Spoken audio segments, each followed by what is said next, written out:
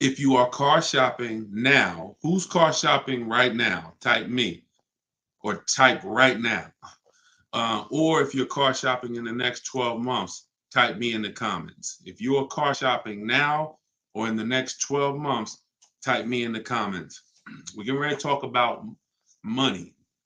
We're getting ready to talk about some big money you need to know, especially if you're getting a loan. Anybody who's car shopping with a loan, uh, um, type an L.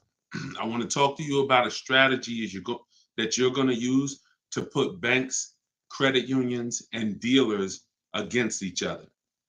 Okay, we're going to talk about that. Come on in and let me know where you're at. I like to know where my people are at as I'm talking to you. Let's do a quick roll call, and then we'll get ready for some serious Q&A.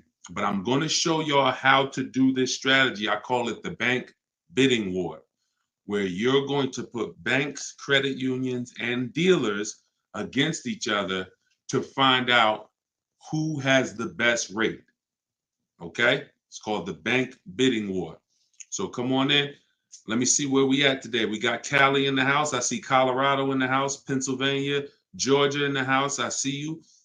What's going on? I see you, New Jersey. I see you, Chicago. I see you, um, Jacksonville, Florida. Um, Toronto, Canada is in the house. Good to see you. Come on in. I'm trying to see everybody. Florida, Georgia. Uh, I think I see a state, Connecticut, New York City, Boston. Great to see you. Let's go. Come on in. I see you. Let's go. Stay very active in the chat. If you ever been on a live with me, I like the dialogue. You gotta stay close to the keyboard. Okay. So I want y'all to get your questions ready. Start typing them. Just start typing them. Start typing your questions. My book, my new book, it's a digital book. It's called Car Shopping for People That Hate Car Shopping. It is officially out. So thank God we've been able to bring this book to you guys, been able to bring it to the world.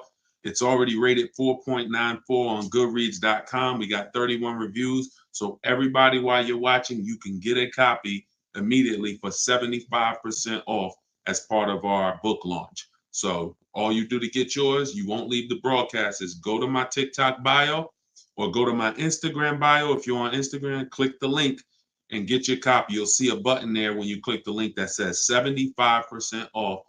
And if you're on YouTube or if you're on Facebook, scan the QR code or go to deshonsbook.com. Get your book 75% off as part of our book launch. All right. And make sure you review it. I love the reviews. Thank you to everybody who's reviewed it. All right. Do they all have to run your credit or is it a separate hit? Nope. When you do this right, we're talking about what I call the bank bidding war. Who's ever wondered if they really got the best rate? Be honest. Who's ever wondered if you've ever got the best rate? Can y'all shoot the likes up on TikTok? Just keep tapping the screen. We already running the likes up. What I'm about to tell y'all is how you never wonder, okay? Bids. We got to go from dealing with one person to getting bids. And here's how it works. There's something called the rate window. The rate window is a particular period of time where the credit bureaus allow me, to have multiple banks and lenders access our credit to give us a loan. Within a certain period of time, it's only going to weigh on our score like one hard inquiry. So if you have successfully shopped your rate, you've gotten 10, 15, 5, 20 banks to run your credit so that they can give you their best loan offer, but you're doing it within that window. So here's how you do it. You don't go into dealerships and just let them run your credit. What you do is you're going to go find your car. And once you find your car, you are going to lock up your car and you are going to then allow banks and credit unions to access your credit. See, there's banks and credit unions are playing a game right now. They're playing a game with us. But we got to know what this game is.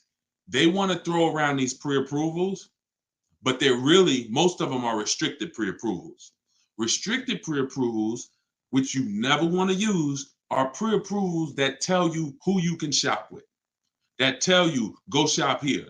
Give you an example. Capital One Navigator may say, well, you're approved, but you have to deal with our dealer network. We don't want to deal with a dealer network. I see y'all running the lights up on TikTok. Could everybody hit the share button and share this with one person? I guarantee they will thank you. Guarantee they'll thank you. So shout out to the sharers. So when we don't ever want to, the whole purpose of getting a pre-approval or even really getting your best deal on a car comes from when you can shop wherever you want to shop. It's like ShopRite. You walk into ShopRite and they say, oh, you can only shop here. You can't check Stop and Shop, can't check Publix, can't check anywhere else. You only can shop here. Well, what if y'all overcharging? Then that's the same thing when we deal with some of these restricted pre-approvals. Carvana, they'll pre-approve you and say you're pre-approved to shop with Carvana. So our competition, oh no, we ain't gonna let you shop with them. We don't pre-approve you for that. Same thing with CarMax. Same thing with all of these websites that tie you to a particular place for you to shop. We don't want that. Okay. And so you can't depend on any of those things. Here's what you do. You can Google, because the only purpose of getting a pre-approval is for budgeting. And for those of y'all who are connected to me, I actually am going to release a calculator I created. It's called the Perfect Budget Calculator. It's an online like software, and I'm actually going to release that to y'all in a couple days. So if you are not subscribed, if you're not subscribed on YouTube, if you're not on my email list, if you're not connected to this community, you are going to miss it when I release this in a couple days. It's going to be absolutely free. It's something that our members use inside Cars from Home University. It's something that you'll see inside my book if you have it. It's called the Perfect Budget Calculator. So the reason why you get pre-approved is so you can budget. Just like with a house. You go get pre-approved and then you go find your house. You don't know how much you can spend until you get pre-approved. But the games that these banks and credit unions are playing, y'all, is they're trying not to give us a pre-approval. They're really trying to get a hard pull and get us locked into a loan with them. That's really what they're trying to do. Some of you, have any of you ever tried to get a pre-approval and they told you we need the car first? Right? Has anybody ever tried to get a pre-approval and the bank or credit union said we need to know the specific car to pre-approve you? Right? Orlando said, yep. Tracy said, yeah. So think about how backwards that is. That's like if any of you own a home, you know, when you go to get pre-approved for your mortgage, that'd be like them telling you go find a house and then come back and get pre-approved. Well, that doesn't make sense. But with cars, that's what they're trying to pull. So we don't ever want, remember this, y'all. Remember this as long as you remember anything. Never let someone access our credit until we've already found our car. See, if you stick to that rule, then you're never going to open up the rate window, because the minute you find your car, that's when we go into the shopping part. That's when you find your car, you lock up your best deal, you are bringing that paperwork home. That's called a buyer's order. You're going to bring that thing home and you're going to call your bank, call your credit union. You're going to go online, type in auto loans online. Lightstream is a company called Lightstream. It's Community Credit Union. Any of these people you can find online, it's game time. It is time for them to bid, and you'll already have your car, so there won't be anything stopping you. So you're gonna let all the banks, credit unions that you know run your credit when you get home with your buyer's order, which means your car is already sitting there waiting at the dealership. This is very important, y'all. This is like baking a cake, but you don't put the frosting into the mix. You don't put the frosting in the cake mix. It comes at a certain state, at a certain step. The frosting is this step. If you do something in the wrong order, you mess it up. You must wait until after you get your deal. No one has touched your credit. I got my car. I'm going to take it home. I'll call y'all tomorrow, dealership, because I'm going to call my bank, my credit union, and I'm going to let some online, and I'm going to shop for my financing. And then I'll let you know, this is the part two, that a lot of you will sometimes skip. But don't skip this because this is your money. After you get the deal, after you get your bank, your credit union, the online credit union's rate, now we are calling the dealership and we are saying to the finance manager, hey, Mr. Finance Manager, Mrs. Finance Manager, good news. So I got 6.29 from my bank, my credit union, from whoever gave it to you. But if you guys can beat it, I'll give you the business. This is how you win. Some of you may have heard dealers are not giving y'all the best prices because you don't want to give them your financing. Who's heard that? Now, some of them are scum. Some of them are scams. That's why we always have multiple options. But sometimes if you say to them, I will give you the opportunity to see if you could beat my bank.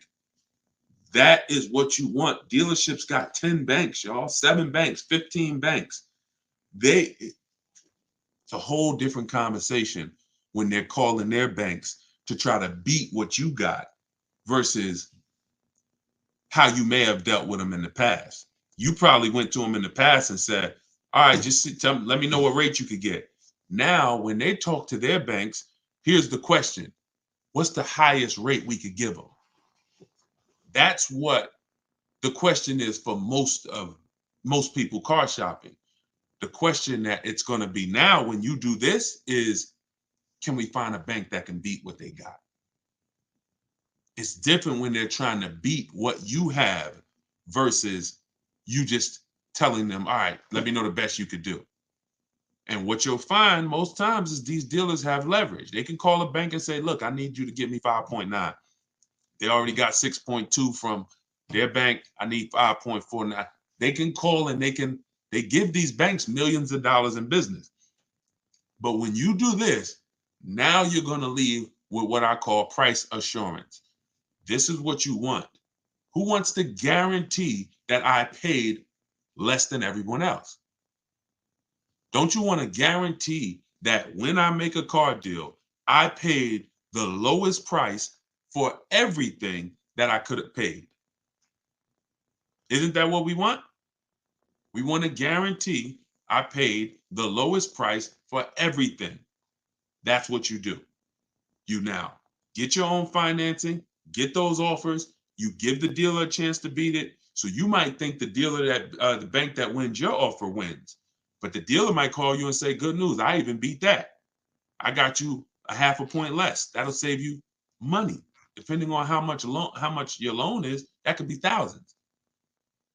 This is how you shop, and this is how you come home with your car and know that I got the best price for the car, I got the best interest rate on the market, and it's no questions in my mind. That's how you do the bank bidding war. Okay? It must be done correctly. And at the end of that period, when that rate window closes, the effect on our credit score is the same as one hard inquiry. That is when you know you've done it correctly, but no one can access your credit before that. If you let them access your credit before that, you're lost because you've already started the clock ticking. All right.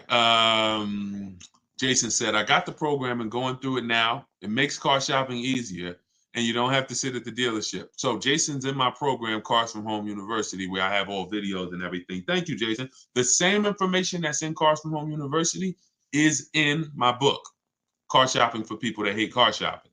So you can download your copy now, 75% off while we're on here. Anybody who wants their copy, use it. If you are in the market, use it. Get it at 75%. $97 is still a great value for the book because of how much money it's going to save you. But 75% off, that is even better. So go there, grab your copy. It's in my TikTok bio and my Instagram bio. You can go to deshonsbook.com or you can scan the QR code. Okay, can you talk about leasing and getting the best deal? I keep missing that part. Whenever whenever it comes to leasing and getting the best deal on a lease, it comes through multiple offers. You have to show yourself how much the dealers are trying to make on you. The only way for you to see that is for you to look at multiple offers. You're going to see, here's when you know you've done it right. You pick out a car.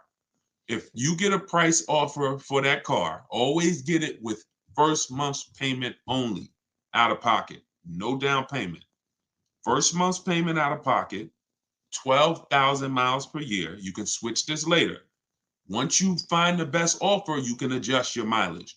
But when we're shopping, we want to shop with average miles so we can judge the deal. So you're going to do first month's payment. You're going to do, and then you're going to divide, once you get the quote, you're going to divide the MSRP. You're going to divide the payment rather into the MSRP. And that's going to give you a number. So if you divide, for instance, 500 is the payment, the MSRP, let's say, is $40,000. 500 divided by $40,000 is 0.0125. Excuse me. The lower that number, the better. If it's 1%, it's a steal. If it's between 1 and 1.5%, that's a deal. But you don't know what your deal is going to be. If it's over 1.5%, then it's just we don't lease those cars. We don't lease cars with bad lease programs. We don't pay over 1.5% because percentage-wise, we're paying too much for a car that we're giving back. So we don't want to pay. We have to be, it has to be a threshold. And I created the 1.5% rule for everyone to know. Once I pay above 1.5%, I'm paying too much for a car that I'm going to be giving back in 3 years. It's no value in that lease anymore. So when you do that, you're going to call, if you do it manually, which means you're not working with me, I can't really tell you exact, because when you use my way, you're using my scripts. Everyone who shops my way, if it's in my book, it has my scripts. And what I'm saying in those scripts is telling them what we want. Our first contact, everything is done on a computer. If you're going to do it manually, then you would just call a sales manager and you would get quotes. If I didn't know how to do it, I would just call sales managers and say, hey, I just came from this dealership. I'm looking at this car. Can you give me an offer? I'll give you all the details. And because you have to get at least 5 offers for you to see how much people are trying to overcharge you. Because if you've done it right, y'all, there's going to be a $3,000 to $5,000 swing between the best offer and the worst offer. At minimum, which means you're going to see some people that want $500 a month for the vehicle, and some people that's quoting you $650 a month for the same vehicle. They're going to be like, that's my best deal, $650. And you're going to be like, wow, there's another deal that's at $500. So all that thinking people was the same price, absolutely, no, they're not. No way. No way. Every dealer has a different price. Almost every dealer, unless they're owned by the same people and they're like price fixing, almost all of them have a different price that they're going to offer you. So the key is sorting for the best offer. I like to do it all online without speaking to anybody. If you want to do it manually, online requires you know what to say. Your dealerships are trained for people who are trying to get deals and trying to save money online. Online has been around since 2005, 6, 7. This isn't new. They've had chances to train people to make sure that they're not letting people just save thousands and thousands of dollars online. So they're going to make it hard, which is why we have to know what to say. If they say, hey, can we get you on the phone? Who's heard that? Who's heard that before when you try to shop online? Hey, can we just get your phone number and we can talk? It's a lot easier. Hit the like button if you've heard that.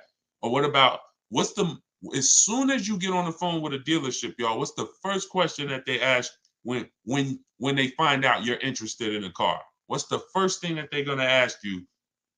Let's see. We got hundreds of people on here from every platform.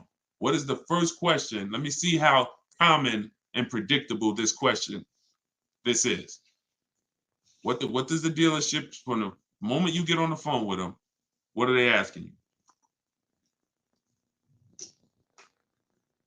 Okay, I see. What's your credit score? Yep, they're gonna, yep. But I'm looking for, come in. Exactly. How have I, exactly. When can you come in? When can you come in? So we got to know what to say. We got to know. I have a response for all of that. Your response for that would be, hey, I'm actually doing all my shopping from home. I'm talking to a couple of local dealers to make sure I get the best offer. And then you always end with a question. Will you do you have what I'm looking for? Do you have the car that I'm looking for? We need to let them know what car we're looking for, and then we get the offer for it. But you have to be able to, every time somebody tries to get you to go back to shopping the old way, which is coming in, which is going back and forth with them, you have to continually stay on the game of, this is what I'm doing. I'm shopping from home. It's 2024. I can do that. Plenty of dealers are going to make it easy for me to do that. And that's what I'm doing. And and then you'll reveal. You'll see things about most dealers that are going to be like, wow, they're out of control. But you're also going to see the 20% of dealers who are the people you want to do business with. Honest people. They win. They don't mind competing. They don't mind beating their competition with a better price. This is who we deal with. Let's see. I'm not a car person. I like buying I like buying cars that'll last 10 years. Yeah, I mean, that's a good thing. That's a great thing. I told you on the earlier hour when we talked, if you're buying a car, it should be long term. Nobody should be buying a car for a short term. You just shouldn't be doing it. You're losing too much money in depreciation and you're not getting that value back. You pay 15, 20 grand for a car, you're trying to get out of it in 3 years, 4 years. God forbid you pay more, 30 grand, 40 grand. You're not getting that. All that money you're paying, you're losing. You notice how you're never happy when they tell you what your car is worth? You're never happy. When the dealer says, look, yeah, well, your car is worth about 19. That's it? That's all. Man, are you kidding me? Why? Because you put all this money into the car and you're trying to get some back now. You know that car was 40 grand. You know you've been paying on it for years. You know all of this. So the reason why this is happening is because you don't understand leasing in the short term. But anytime you're purchasing, it should be long term. 8, 10 years. It's the only way you're going to make the money back. It's the only way somebody who's leasing is not killing you. Because people who are leasing, getting great lease deals, they're paying pennies for the cars that we drive. We're paying hundreds of dollars less than somebody who's buying every month. What's a good affordable car to buy less than 20 grand? This really depends. It depends on what you're going to need. First thing you got to assess is, what are your needs? Because the biggest thing you pay for is size. You pay for size. So the bigger the car you need, here's what y'all remember if money starts to get tight. If y'all are ever looking at a car and money's tight, I remember when I was at Mercedes, somebody would walk into the dealership, they're looking at an SUV, 3 rows, and they're like, oh, I got a big family. I got all these kids, I need the room, right? So then we start looking at the price and we see that the vehicle is out of their price range. And, even the best deal is still out of their price range. Now they go to make a decision and they're like, well, what about the smaller Mercedes truck? And they want to look at the one with 2 rows now. Now, the reason I stop them is because they're about to get a car that takes care of their wants, but not their needs. You told me you had 3 kids, you need 3 rows? Yeah, I really do, man. So 2 rows wouldn't work for you. So don't look at 2 rows. See, when we are getting cars, we can't take out stuff that is a need. And the biggest need is size. So you got to make sure. So I always tell you, get the smallest car you can buy. Because when you don't need a big car, you can save money by getting a small car. A Hyundai Elantra is less expensive than a Hyundai Sonata. Why? Because it's smaller. So the big SUVs, you could get a big, huge SUV, no leather, no nothing, no features, base engine. It's still going to be more than a maybe decked out version of a car. Why? Because it's bigger. So If you're building, don't go crazy with size. If you're rebuilding credit, don't go crazy with size. If budget is tight, get the smallest you can. Then you go to amenities. Go to amenities next. Leather. Do I need leather? Do I need all of these features? Do I need it to have all of this technology in it? You're paying for that. So so Alicia, you're asking what's the best way to get the best car under 20 grand? It depends on what car you need. If you tell me, Deshone, I need point A to point B transportation, well, there's a lot of cars you could get under 20 grand. If you tell me, Deshone, I need point A to point B transportation, but I need a 3-row SUV, well, now there's a few cars under 20 grand. If you tell me, Deshone, I need a big car with a big SUV and it has to have leather and it has to be all of this under 20 grand, then that's fewer cars. And then the other categories are besides size and amenities, we pay for power, we pay for class, and we pay for exclusivity. So if you say, Deshone, I need a big SUV and I want all the leather and all the features and I want the big engine in it, the 400, 500 horsepower engine, and I want to fund it. Well, there's even fewer options because you're not able to. You're building up everything that you pay for in a car. You checking everything. I want everything. So you got to know where to sacrifice. Some people, class is going to be your sacrifice. Watch this, Deshone. I could do a big SUV, but I want a Mercedes, or hey, I want a Lexus. That's different than Chevy. You could get a big SUV with leather, Chevrolet. That same SUV, same size with Mercedes is more money. Class. So you got to know what to take out. Last thing is exclusivity. I want a car nobody else has. You get taxed for that. You're going to pay a lot of money for that. I want the Hellcat, the Demon, whatever it is, whatever that I'm getting this vehicle, nobody has it. You pay for that. So when it's time, when you're searching, Alicia, you got to say to yourself, what are my needs? And then what are my wants? If my wants might be leather and all that. My needs is I need an SUV. My needs are I need something with a hatchback because I use the back of the truck. I need whatever. Because you don't want to go and get a vehicle that has a bunch of wants that you didn't need, and now you had to get an older one. $20,000 is a decent budget. But if you go trying to get every single thing that you could get in a car, and a big car, and leather, and fancy, and look, now you're going to end up getting one with 80, 90,000 miles, and it's going to not be, it's just going to be a bad, it's just, I don't want you to do that. I would prefer you not to do that. Not a good way. So assess your needs, get the smallest car you can, get what covers your needs. And if you need help purchasing it, you can use my videos. You can get my book. It's 75% off. Go to deshonesbook.com, download your copy right now, start using it. I'll teach you how to get the most for your money.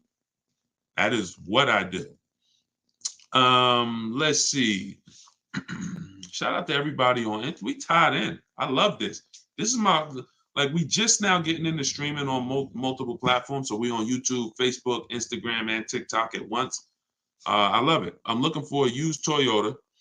Could everybody share the broadcast? If you are not following me, if this is, your first time seeing me, I would invite you to follow if this is the type of stuff you're into. If you're into really, financial literacy, not everyone is, but if you are into, watching your money, protecting your money, making sure that all the money that's supposed to stay in your household stays in it, then definitely I welcome you to subscribe to us on YouTube, hit the sub button, and follow us on whatever social media platform you're on. Okay, I'm looking for a 7-seater, but want to pay less than $600 a month. So you start with now 7-seater. Now look at those other things that I mentioned. Do we need all those things? Because you could go 7-seater. You would say, what's the least expensive 7-seater out there?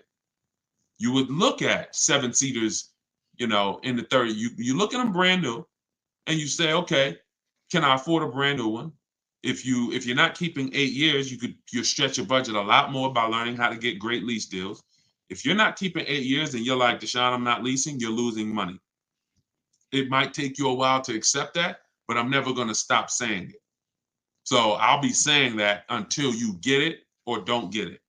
And hopefully at some point you get it. Your children will get it. because most people are, children now in this generation are a little bit more open to questioning bad advice, and not leasing ever is some of the worst car advice that people have gotten. And if you're not keeping your cars 8 years, you must learn how to get great lease deals, because you're going to save thousands of dollars. Like, so much more money is going to stay in your household. So what you would do is you need to decide whether you're going to lease or buy. That's always the first. My book is called 7 Steps to Saving Time, Money, and Avoiding Dealerships. Car shopping, for people that hate car shopping, 7 steps to saving time, money, and avoiding dealerships. What's step one, y'all? Step one is lease or buy, because lease or buy is the foundation of our car deal. If you see this young lady here on that I'm showing on you can't see her on TikTok, but all other platforms you can see her. You can see she got a 54,000. Her name is Taupe. She's in our Cars from Home University group. We share all our car deals all around the country. She got a BMW i4 eDrive. It's a $54,000 vehicle, $54,750. Her best lease price on it was $690 a month. So y'all are aware, that same vehicle, if she purchased it with no money down, just like she did this, no money down, we're not talking about putting money down. That's a whole different. When you don't put money down, it's easy for you to judge your deals. Stop putting money. When you learn from me, you're going to stop judging your deals with money down, because the money down doesn't matter. It doesn't affect the deal. So to purchase this same exact vehicle that Taupe got, $54,000, that's an $1,100 a month car payment. Every $5,000, if y'all remember, is $100 a month. Every $5,000 you borrow. So if you're looking at a car that's $5,000, figure that's $100 a month for 5 years. If you're looking at a car that's $10,000, $200 a month for 5 years. $20,000, $400 a month for 5 years. Remember that rule. Every $5,000 is $100 a month. So for a $54,000 vehicle, her payment would be $1,100 a month. Yet she's leaving with a $690 payment. You see how hard it is for her to get in trouble?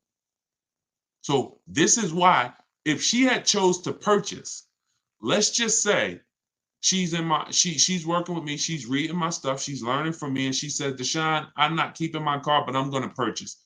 I know I'm not keeping the 8-year rule, but I'm not going to keep, but I'm going to purchase. Even if I helped her and showed her how to save thousands of dollars off this car, thank you, Evan, that is still going to be $1,000 a month, $1,100 a month with no money down. It doesn't matter. Like, she can go from 1,000 to, we saved $5,000 off the price of the car. Now you can go from 1,100 to 1,000. Doesn't matter. Now, if I was purchasing this car and I saved $5,000, okay, that's my best offer. That's good. But the reason why leasing versus buying must be the first step is because it's the foundation of affordability. $690 is the best lease price she got. The best purchase price will be nowhere near that. So if your deal is not on the right foundation, if you're not leasing when you should be leasing and purchasing when you should be purchasing, then there's no deal. There's no deal. You're overpaying. So that's the first step. All right, that's always the first step. Before you think about what you want to spend, you must decide, am I going to lease or purchase? And how you decide that is just ask yourself, am I going to keep the car 8 years or not? That's it. Okay, all in my book, by the way. Everybody who doesn't want to remember, Deshone, I don't want to have to worry about remembering this. Okay, then get your book, go to deshonesbook.com, get your 75% off. Let me know, make sure the price is showing 75% off, not the normal $97 price. You can scan the QR code. You could go to my Instagram bio, click that website. You can go to my TikTok bio, click that website, and you can download your copy if you want all the information in one spot. Soder said, can you do a simulation of how you would lease a Mazda CX-90? Well, I would figure out what I want. I'm going to check the car first. I'm going to check the car, go to Google, I'm assuming you're talking about, well, if he's leasing, he is talking about a new one because you can only lease a new car. Okay. The link, Evan, is in my TikTok bio. It's in my TikTok bio. So I'm going to hold on one second. Hold on. Let me get back on TikTok.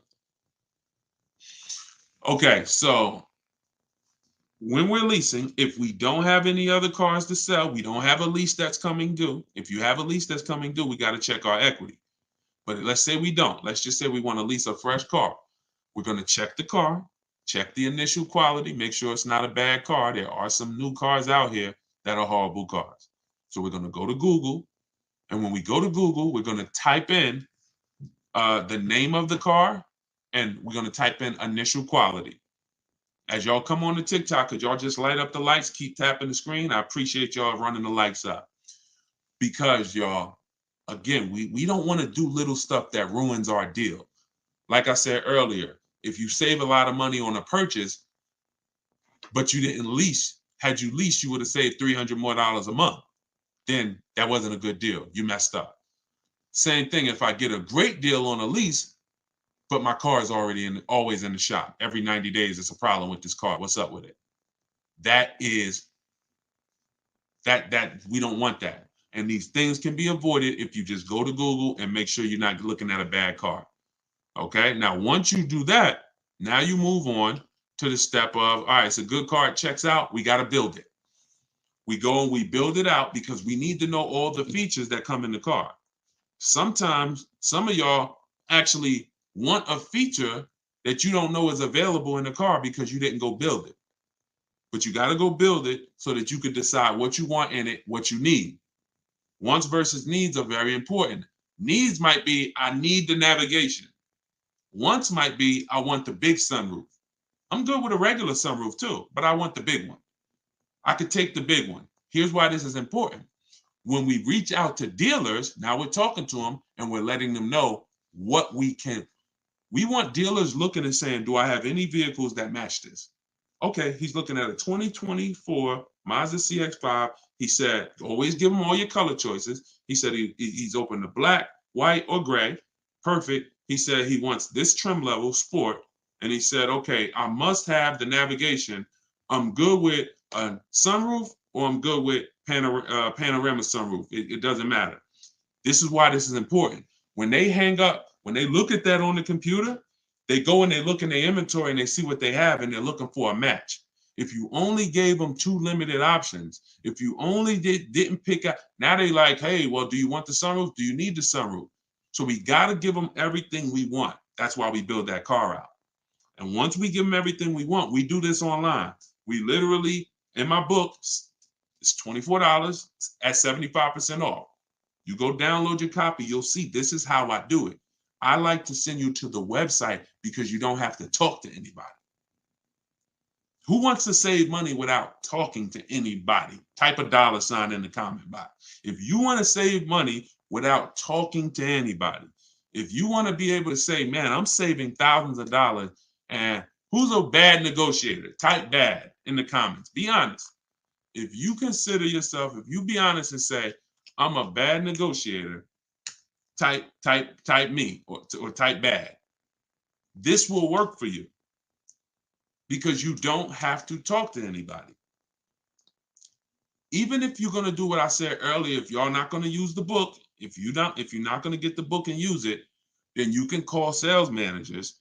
That's going to take a little bit more time, and you got to remember what you want, and then you got to be telling them all the information they're going to need. They're going to need to know where you work at because they can't give you the rebates. They don't know if you qualify for any rebates until after they know where you work.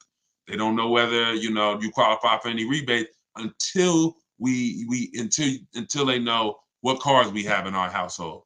Like I got an Infinity truck. Sometimes they'll give a rebate because you have a competitor brand. You get $1,000, $1,500, whatever it is. So everything, I have this template where you just fill this in. So when you're shopping for a lease or a new car, it has everything that you need there. This is what a dealer must know in order to give us an offer. Okay, could y'all keep lighting up the likes on TikTok, tapping the screen? I appreciate it. I see the likes going up, and I appreciate it. We letting them know, letting TikTok know we changing lives here. We want to set people free financially, but that's what's necessary. Like I'm letting them know what I want, and then I'm doing it with multiple dealers. In the book, I teach you something called the 25 to 5 strategy. That's something y'all gonna hear me talk about a lot. That's where we connect with 25 dealers to get 5 offers. 25 dealers to get 5 offers. And what you love about doing it this way is you don't really hear, oh, we don't have that color, or we don't have that. See, when you're talking to one dealer or 2 dealers, you're going to hear that. You're visiting one dealer or 2 dealers, oh, you know, we don't really have that color. No, we don't have the car exactly like you want it, right? Who's heard that? And then they'll tell you, oh, well, you know the supply is limited, and they'll tell you, hold on one second, y'all. So they'll tell you that inventory is limited.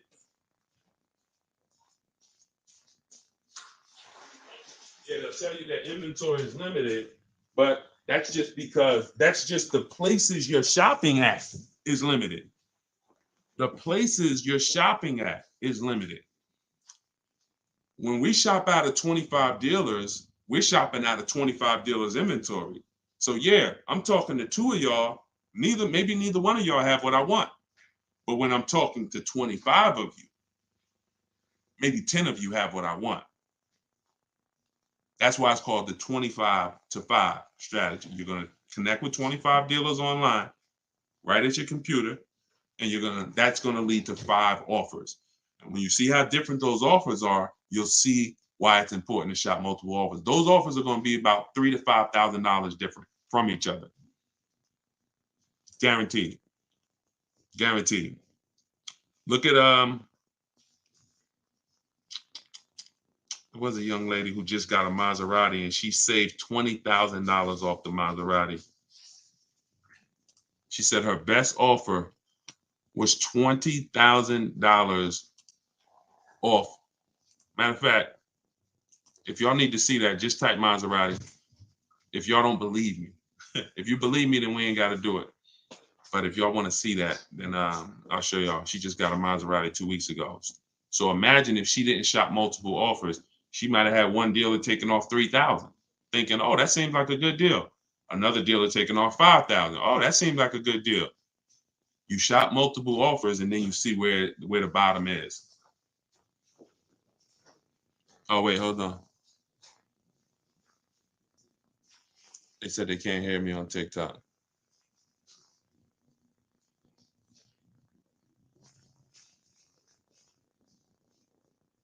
Can y'all hear me now? Can you hear me? How are we on TikTok now? Let me know if y'all can hear me on TikTok before we keep it going. Thank you so much for the strategies and tactics. Absolutely. Look, one thing we're gonna do here is strategies.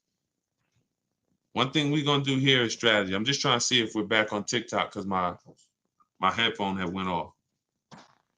The salesman I've been dealing with for the last few years, for the last few leases, just became a sales manager. Will he still work with me or will he push me off to a new salesperson? I would only get a quote from him. Hold on. Let me take this off. All right, how about now? Can y'all hear me now? Let me turn this Bluetooth off. Can y'all hear me now?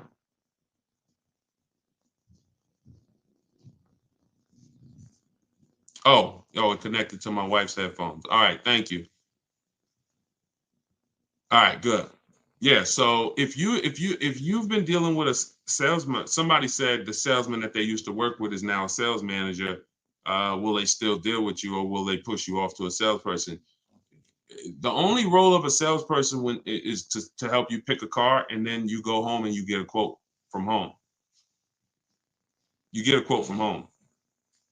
See, what's losing, if I could reduce it to a few activities that maybe you have been trained to do that lose you a lot of money, it's getting numbers in the dealership.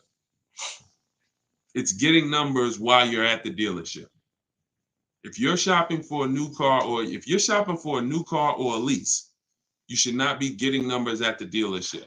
If you're shopping for a used car, you should not be getting numbers at the dealership. All of this should be done at home, where you're in control, where you can get multiple offers. So if you go and you test drive that car, go test drive it. You could test drive it where you could call him if he used to be a salesperson, but you're only there for a test drive. You're only there to decide what you want. You're not there to buy what you want. I think you got to get that. When you are shopping for a new car, type the gems, type the diamonds, type the light emoji, because this is a gem that you can't forget. When you are there shopping for a lease or a new car, you are in the dealership to decide what you want. You are not in the dealership to buy what you want. Y'all get that? So once you've decided that you like something, now you're coming home and you're getting offers. That's how you stay in control. That's how you save money. That's the new way to car shop.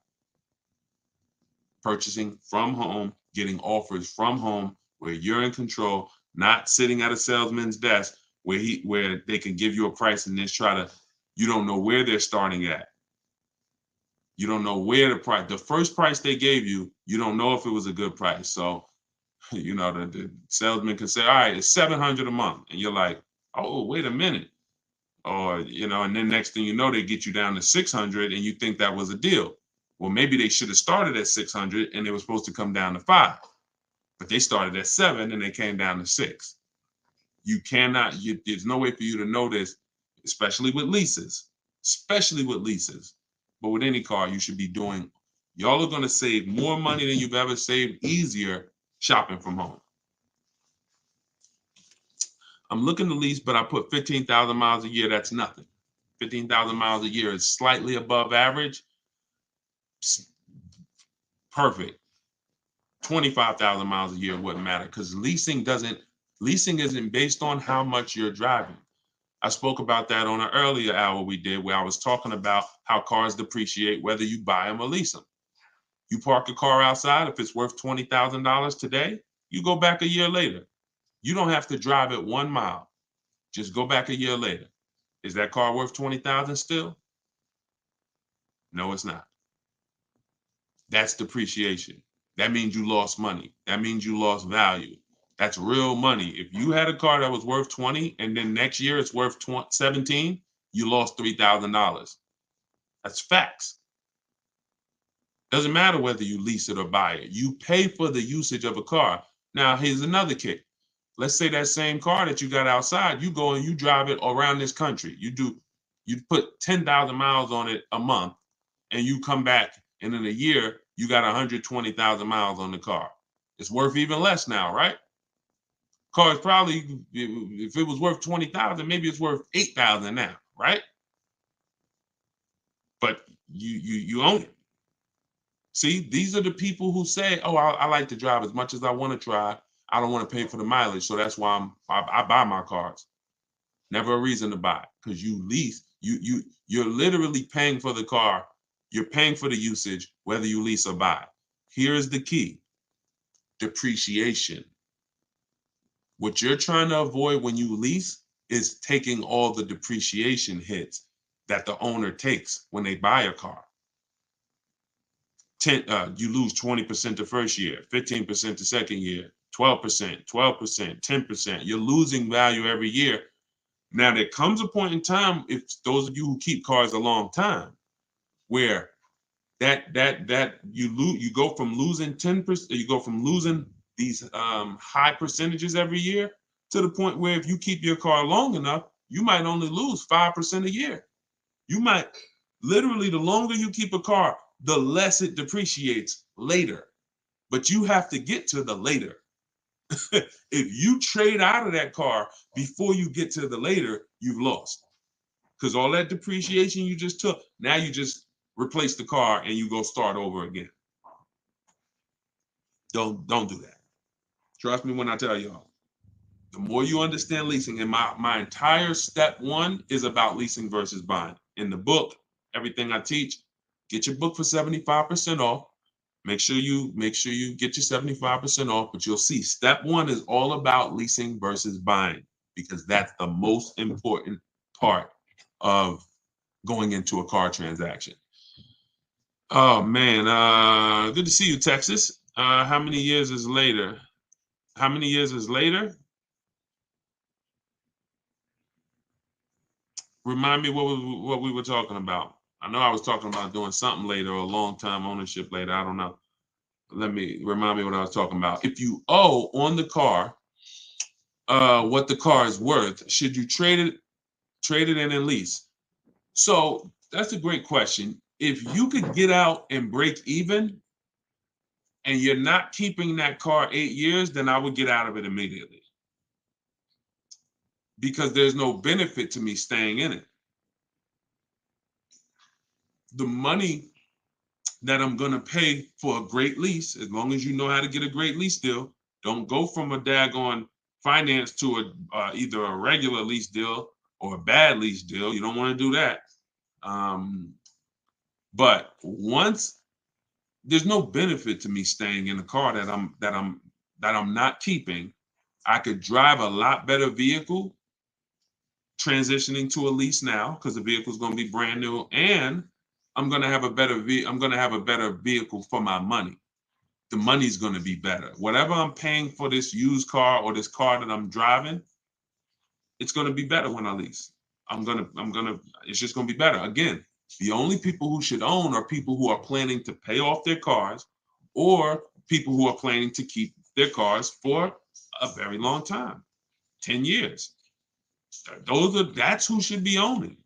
And the people who are owning, who are thinking about keeping cars for a long time, you ain't thinking about replacing that car. You ain't thinking about when to replace it. You ain't thinking about should I replace it. You thinking about, okay, I'm gonna pay this thing off and then this is my car. So if you are thinking about should I trade this car in and lease now, it's probably because you're a lease person. You're not keeping your cars 8 years and you should be leasing anyway. So in that case, there's no benefit to you waiting. There's just no benefit to you waiting unless you have negative equity. In the book, I talk about negative equity. Some of you're going to have too much negative equity. You're not going to be able to transition to a lease yet. You're going to have to pay down some of the negative equity. I've had me a car 14 years now. I'm looking for a new one. There you go. Listen, definitely, that's how you get your money out of a car. 14 years, great money out of a car. I don't know if you're going to do that again. If that's your goal again, if it is, then you purchase. Oh, somebody going to comment Maserati. Want to see that Maserati deal? Hold on. Let me get it.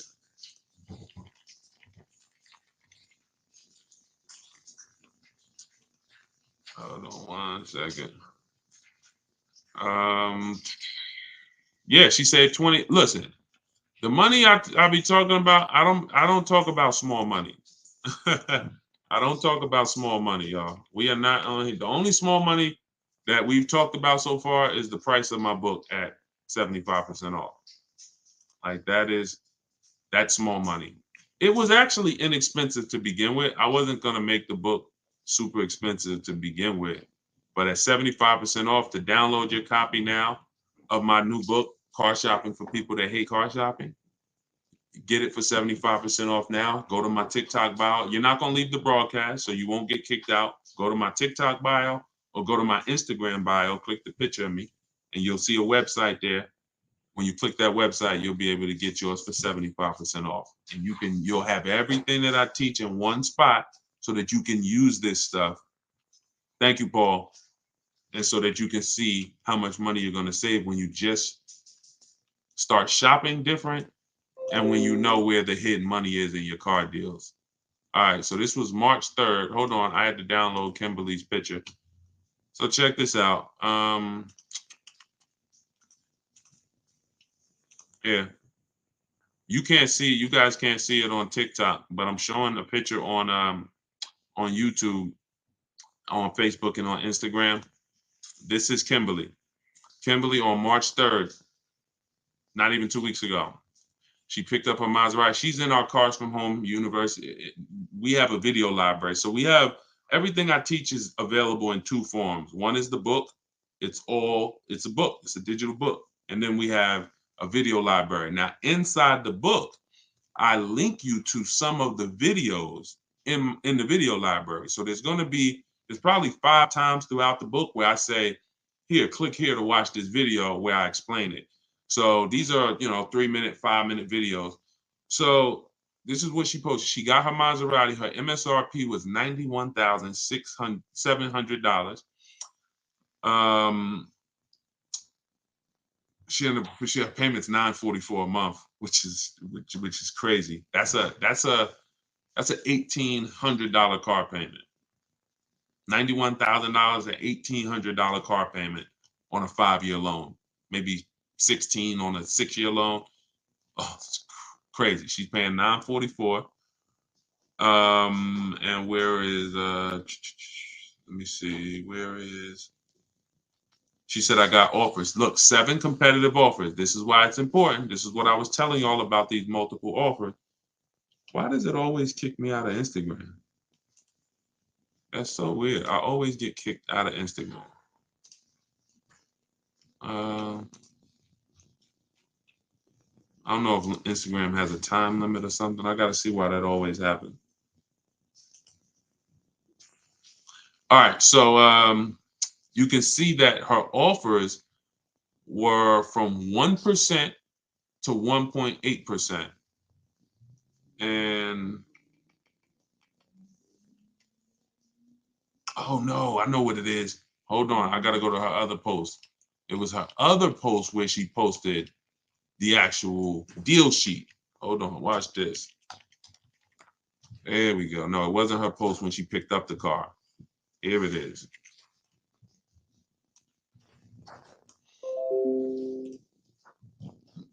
So she has this great offer, and she comes in our Facebook group. She's like, "Okay, how do I lock this thing up? Check this out."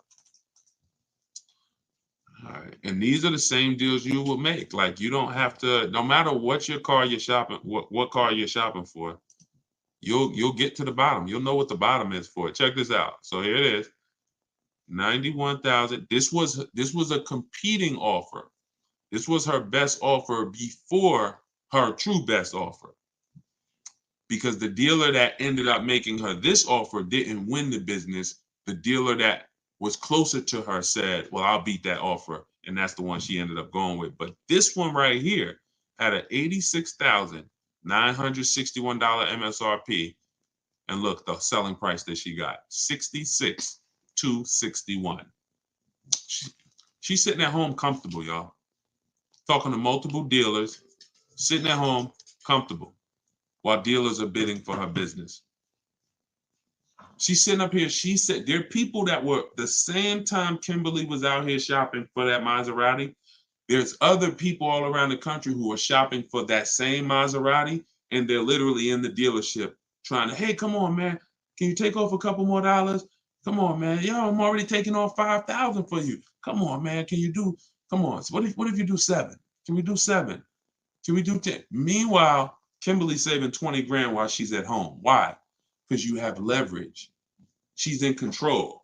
When you use what's in my book, when you use what you're going to learn from watching my videos, you will see I want you shopping with leverage and control, where you can see all these offers while you sit at home and they're bidding for your business.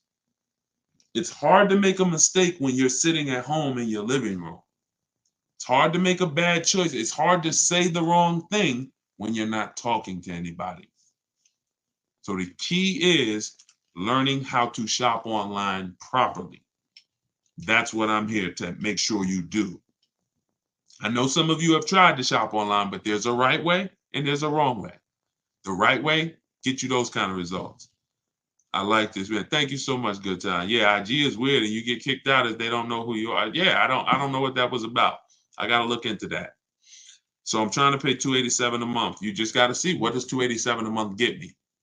$287 a month is probably about a $13,000 loan for 5 years. Maybe about a $15,000 loan for 6 years.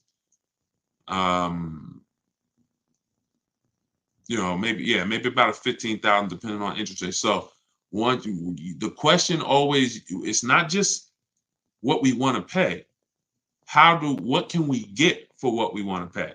We got to explore it. And you need to know whether you're leasing or purchasing. That continues to be skipped. That's step one. And this answer is, are you keeping the next car 8 years or not? If you call me and said, Deshone, I'm car shopping, man. I would love your help. I want to do things the way you say do it. What's my first step? How long you keeping the car? How many years? I'm gonna keep it for about 5. All right, we leasing. Okay, perfect. What's our next step? And so on and so forth. You must have the first step handled. Leasing versus buying is step 1. It's not step 3. It's not step 2. It's step 1. If you go off the purchase and you should be leasing, you're done. You lose. Don't matter how much money you save, you lose. Because you're losing you lose. So you must know that. It's the car I want. I'm willing to keep it. Great. So then we go and we get do you have a car to sell? Step 2 in the book, equity assessment. This is where we have to take, who's traded a car in before? Type T if you've traded a car in before. If you've traded a car in before, type T. Trade it. All right. A lot of you have. I'm going to tell you something that may be shocking, right? But it's absolutely a fact. You learn it from me. If you use what I'm telling you, you'll probably never trade a car in again. Deshone, what do you mean? We never trade cars in? I'm gonna tell you why. We use a bidding system. We don't trade our cars, we sell them. We sell them to cash buyers who can look at the car and write a check immediately. These are our Carvanas of the world. These are our Driveways. These are our CarMaxes. These are our Auto Nations. These are Kelly's Blue Book Instant Cash Offer. This is the equity assessment. A lot of times we're losing money in so many places. It's like money leaking out of our car deals in so many places. This is another one of them. We are not trading our car in because, let me ask you a question. When have you ever got the most something was worth trading it? When have you ever, we've never traded anything and gotten the most it was worth, right? We literally, if I sit here and I say, hey, I'll trade you this phone for your bike, one of us is taking a loss. I'm either not getting the max that I could get for this phone, or you not getting the max you could get for the bike. See, so trading in our system, which is a bidding system, we get bids from buyers. When we're ready to buy our new car, we get bids from dealerships. The chances of a dealership winning the bid because they're going to sell us the car we want lower than every other dealership, and winning the bid to buy our old car is almost impossible. It's almost impossible. So you're going to not just beat every dealership that's selling the same product as you, but you're also going to beat all the online buyers that are trying to buy cars, the Carvanas, the people I just mentioned. You're beating them too? Oh, you're going to be out of business soon. They can't burn the candle from both ends. So what we do, this is called timing our transaction. We're going to sell to the highest bidder. We're going to buy from the lowest bidder. So what we've had many times is we've had people who go pick up their brand new car from the dealer who won the bid. And then after that, they go drop off their old car at CarMax and get their check. Or they do the old car first and then go pick up the new car. because they're giving me 2,000 or 3,000 more than a dealer would have given me on trade. I'm going to go get my $3,000 more here, and then I'll come and I'll buy the car from you. This is how we maximize the transactions, y'all. This is how we make sure at the end of the transaction, we haven't left any money out of it. We have to get bids for every part of it. We talked earlier in the broadcast about getting bids from banks. If you just missed it, if you just hopped on, you missed me talking about the bank bidding war, the process that the credit bureaus allow us to shop our rates within a 45-day period, an unlimited amount of times, and at the end of that period, it only weighs on our score like one hard inquiry. This is, y'all got to use this. Until you use this, you ain't seeing the real money. Until you actually use what I'm telling y'all, you haven't seen the real money yet. You haven't seen the real money in the car deal. You haven't seen how overpriced some dealers are. So you have to use this in order to see how much money is in these processes. But that's how much you're giving to banks by not shopping them, by just saying, oh, that's my bank. I'm going to go with my credit union. And then not shopping them, not giving them an offer, not letting someone else get a chance to bid against them. That's a mistake. You're not my friend. Listen, ladies, gentlemen, these banks aren't our friends. These banks wouldn't do business with us if they didn't make money on us. They're not our friend. Oh, I've been banking there for years. They love me. They don't love you. They love the money they make on us. So we have to be as diligent as they are. I'm going to see if you're giving me you're giving me 6.29. Let me see who can beat it. All right, I'm glad. Yeah, I've been doing business with y'all. I love y'all. But if somebody else could give me a rate that's half a point less than you, or a point less than you, or 2 points, then I will be giving them that business. Why would I pay you an extra $1,000 in interest? No. So we get bids for everything. And that's how we guarantee that we save the money we're saving. That's how we're able to do this. Can't lose when you're getting bids. We commit to them, but they don't commit to us. Oh, absolutely. Well said. Absolutely. They don't commit to us. They are committed to, they don't even want us shopping their competition. No, none of these banks, dealerships, they don't want us shopping their competition, because that's when we save money. We save money when we shop competition, and we save it easier. Shopping competition is the easiest way to save when you're doing it right, like I'm telling you to do it. It's the easiest way to save. You forget negotiating, forget, oh, take off another 1,000, no. Listen, I'll call you back. I'm going to get a couple more offers if you're talking to them. If you're using what's in my book, you ain't talking to nobody, because my scripts is in there. I cannot tell you everything to say and you remember it here on a broadcast. But inside my book, Car Shopping for People That Hate Car Shopping, 7 Steps to Saving Time, Money, Avoiding Dealerships, you have all my scripts, you have all my templates, all the websites I use, because I want you to go direct to the dealer's websites. I don't want you going to a third-party website that's going to sell your information. We also always get a Google Voice. That's in there too. You want to get a Google Voice number, and you want to get another Gmail. This is going to be your shopping email. Sean, we're going to have a shopping email. You're going to get a shopping email, because when you see how we contact dealers and how we look at our deals, you're going to see we can't have all of these dealers in our personal inbox.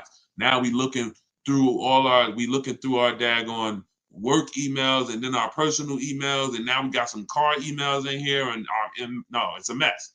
We can't win like that. So we always set up a personal shopping email, a Google Voice number, so we can screen calls, so that dealers aren't, who's been at work or somewhere, and they pick up their phone and, hey, this is Alan from over at ABC Jeep Dodge. You were here the other day. I'm just calling to check in. I can't really talk right now. We don't get those calls. When you set up a Google Voice, I don't want no secret calls, no pop-up calls from car salesmen. We are here to shop online, and we are here to shop online by not saying anything. The more we say, the less we save. Remember that. We're gonna brand that one. Okay? The more we say, the less we save. Doesn't matter what time of the month you shop. No, I talked earlier about the 2 dates inside the book and you know, on my videos, you'll hear me talk about the 2 dates. 2 most important dates you must know when you're shopping for a car is what's my as soon as date. That's the date I can make a deal. You're not in the market. Don't even look at cars. Don't get offers. Don't look at deals. Don't have somebody work you up a deal until you can accept it. Now, you might say, Deshone, well, that's tomorrow. Like, I could accept a deal today. Perfect. That's your no later. I mean, that's your as soon as date. Now, your next date is your no later than date. That's the deadline. That's like, Deshone, I go back to work on, you know, June 1st. I got to have a car by May 31st. Perfect. That's your no later than date. Now, in between those 2 dates is your shopping timeline. That could be a month, that could be a year, could be a week, but that's the timeline we have to watch offers and say no. And say no. You want to be able to watch offers because offers change. You know, when I was shopping for my Infiniti truck, pre-owned one, I saw the price trends. One of the things that I'm going to show you when you learn to shop used cars the way I want you to shop, you're going to see the price trends. You're going to see the low side of the market and the high side. I noticed the low side of that market is 22,000 and the high side is 31,000. So now I'm looking because our goal is to buy, remember this, y'all, below market value. Forget market value. These words that people use are expensive words. I'm never interested in market value. The only time I'm interested in market value is knowing it so I can make sure I'm buying below it. You see what I'm saying? You don't want market value. You want below market value. And so that's when we're shopping for a used car, we're looking at those things. I'm showing you first when we open up the marketplaces, how to see the low side of the market and the high side so we can identify the low and we can make sure that everything we're targeting is the low. Didn't realize I was in a live stream. Not looking to purchase a car right now. Awesome. Well, we'll be here. Listen, this is a mission we are on, and we've been on this mission heavy since 2021. And you know, I mean, thank God we've built up, you know, 2 million followers over all these platforms. You guys continue to follow. You guys continue to subscribe. You continue to engage. And you continue to get value out of the information. What I hold myself accountable to is the results you get. I don't care. Everyone knows I could get car deals. I'm not sitting here on no live to convince y'all I could get car deals. Everybody's probably like, man, this guy looks like he knows how to get car deals. I'm concerned with you. I'm concerned with people like who use what I teach. And once I saw that people who use what I teach to get the same results, look, this is Vincent. Vincent got a 3-year-old Lincoln Corsair. He got it back in January. Less than 45,000 miles, clean Carfax. We'll talk in future broadcasts about how we get free Carfaxes, what's on the Carfax. You'll see that many times the Carfax has the window sticker. Carfax has the original window sticker for certain brands. And we use that original window sticker to see all the equipment that's in the car and to see what the real price is. We need to know, one of the most important things on a used car, y'all, we got to know what was the original price. I bought that pre-owned Infiniti truck. They were asking 31 for it, but it was another one that was asking about the same price, and they looked the same.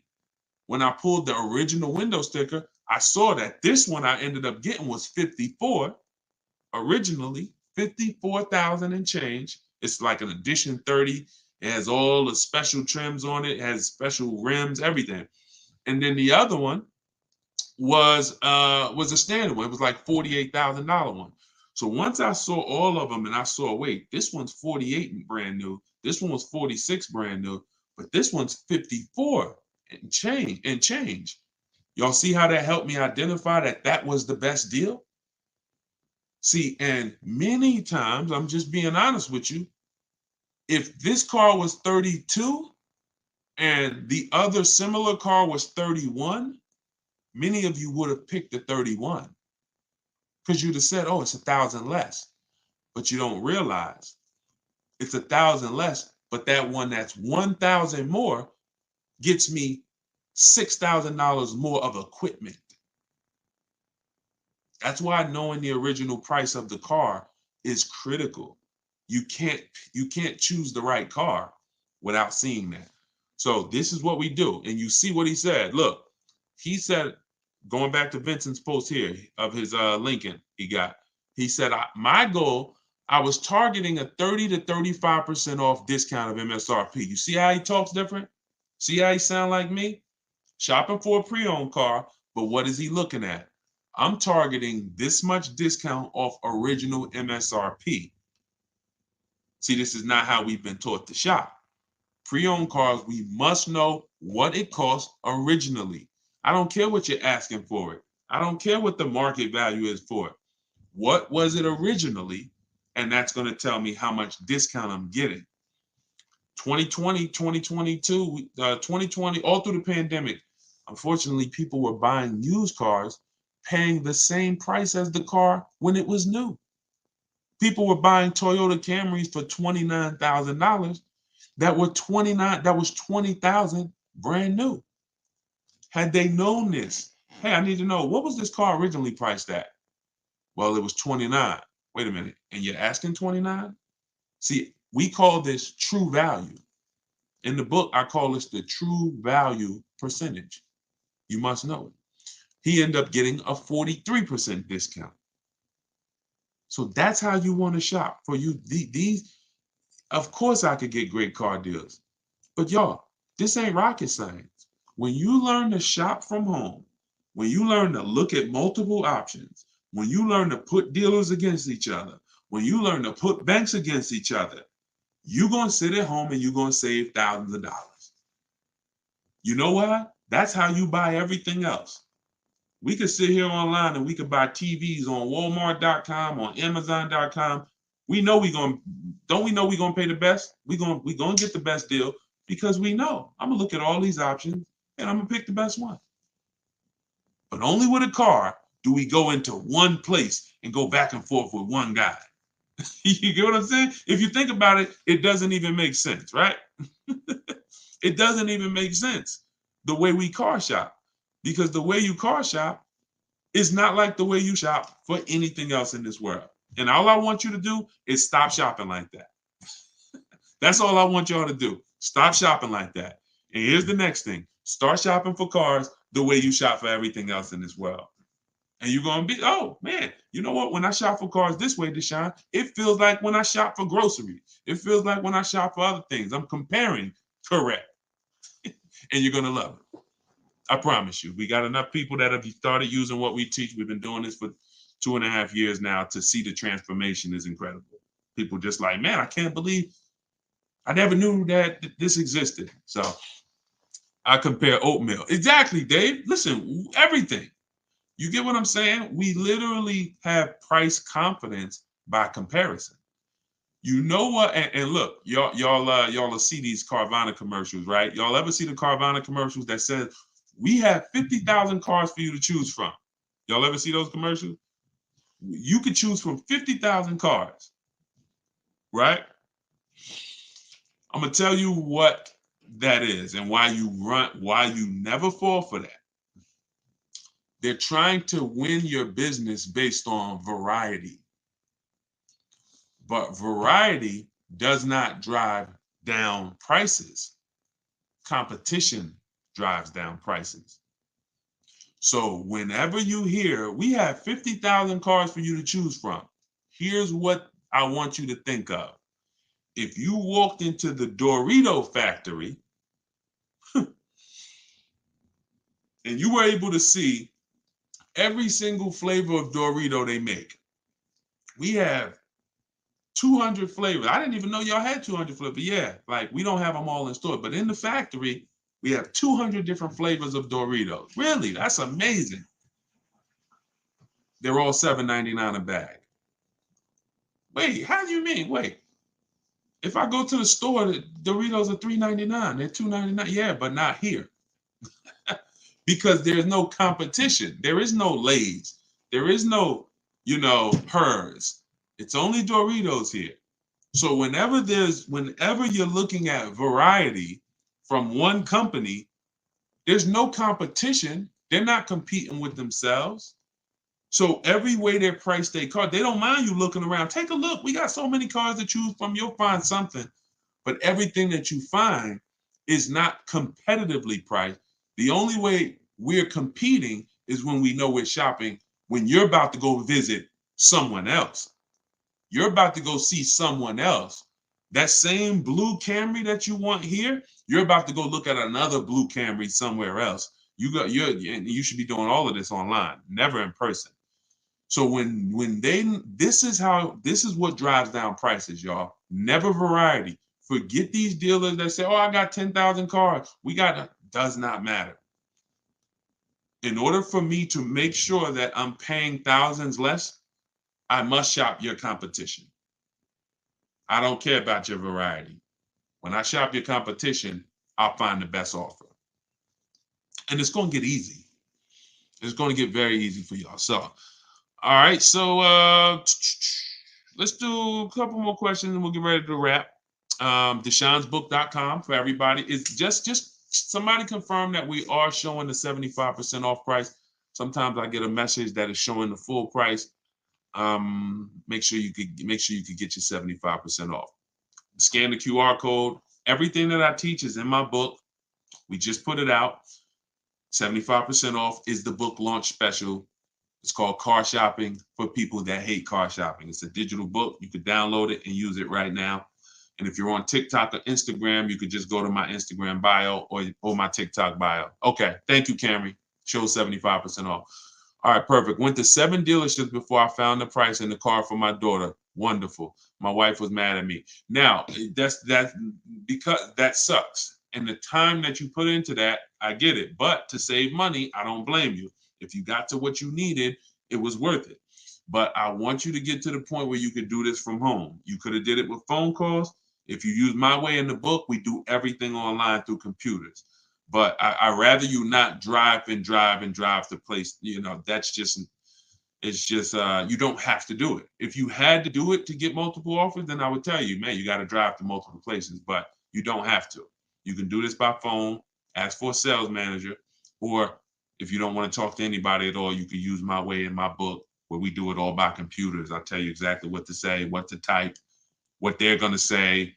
You got all the responses. Everything is scripted out for you. DMV good, and they treat you like gold when car goes in for service. Oh, I didn't see. Okay, I missed that. How much does credit really matter?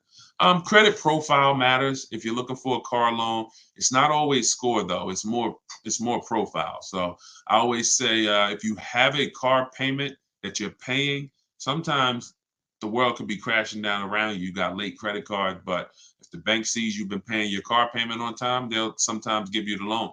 They'll sometimes approve the lease. So, some people might have a lower credit score and the, low 6s, but they have a solid payment history on their cars and they get approved.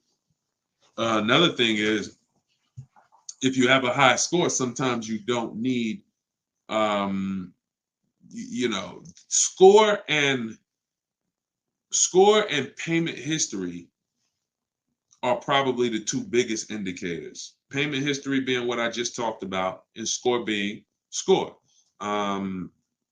Because those 2 things weigh heavily on the decision. Now, then you have things under that. You have things like your job. How long have you been on the job? How is it a new job? Is it you self-employed or are you employed, with a company? Have you filed your tax returns so that you can have proof of income? Because all of this comes into account with your profile. So if you have a strong credit score, sometimes you could get away with not having a previous car loan. If you have a strong credit score but you have a previous car loan but you don't have proof of income, sometimes that's okay because your credit score is strong. Now if your credit score is not strong, then you want to have these other things in line, proof of income.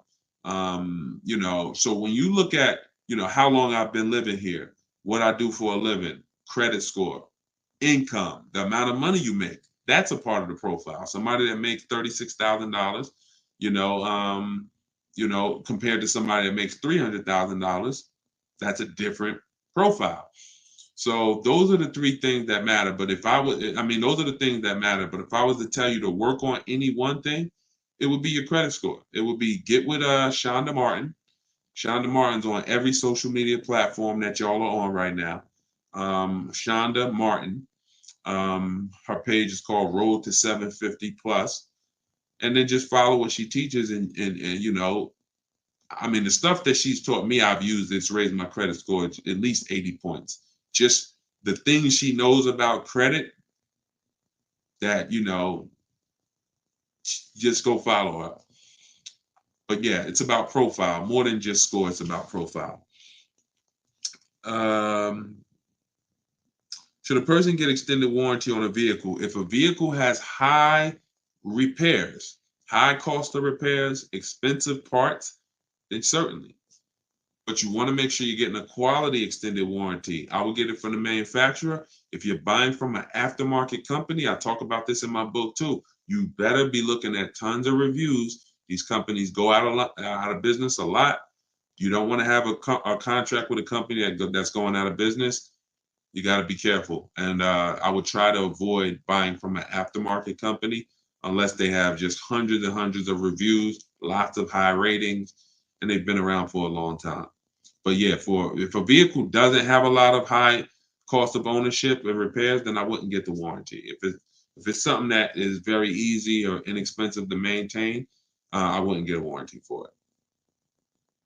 How to avoid as is lemons. You want to make sure you're checking the history of the car. 4 things we check when we're buying a pre-owned car: title. What's the type of title? Is it a rental? Is it a ex-loaner car? Is it a salvage title? Is it frame damage? Total lost vehicle? You know, that's the first thing.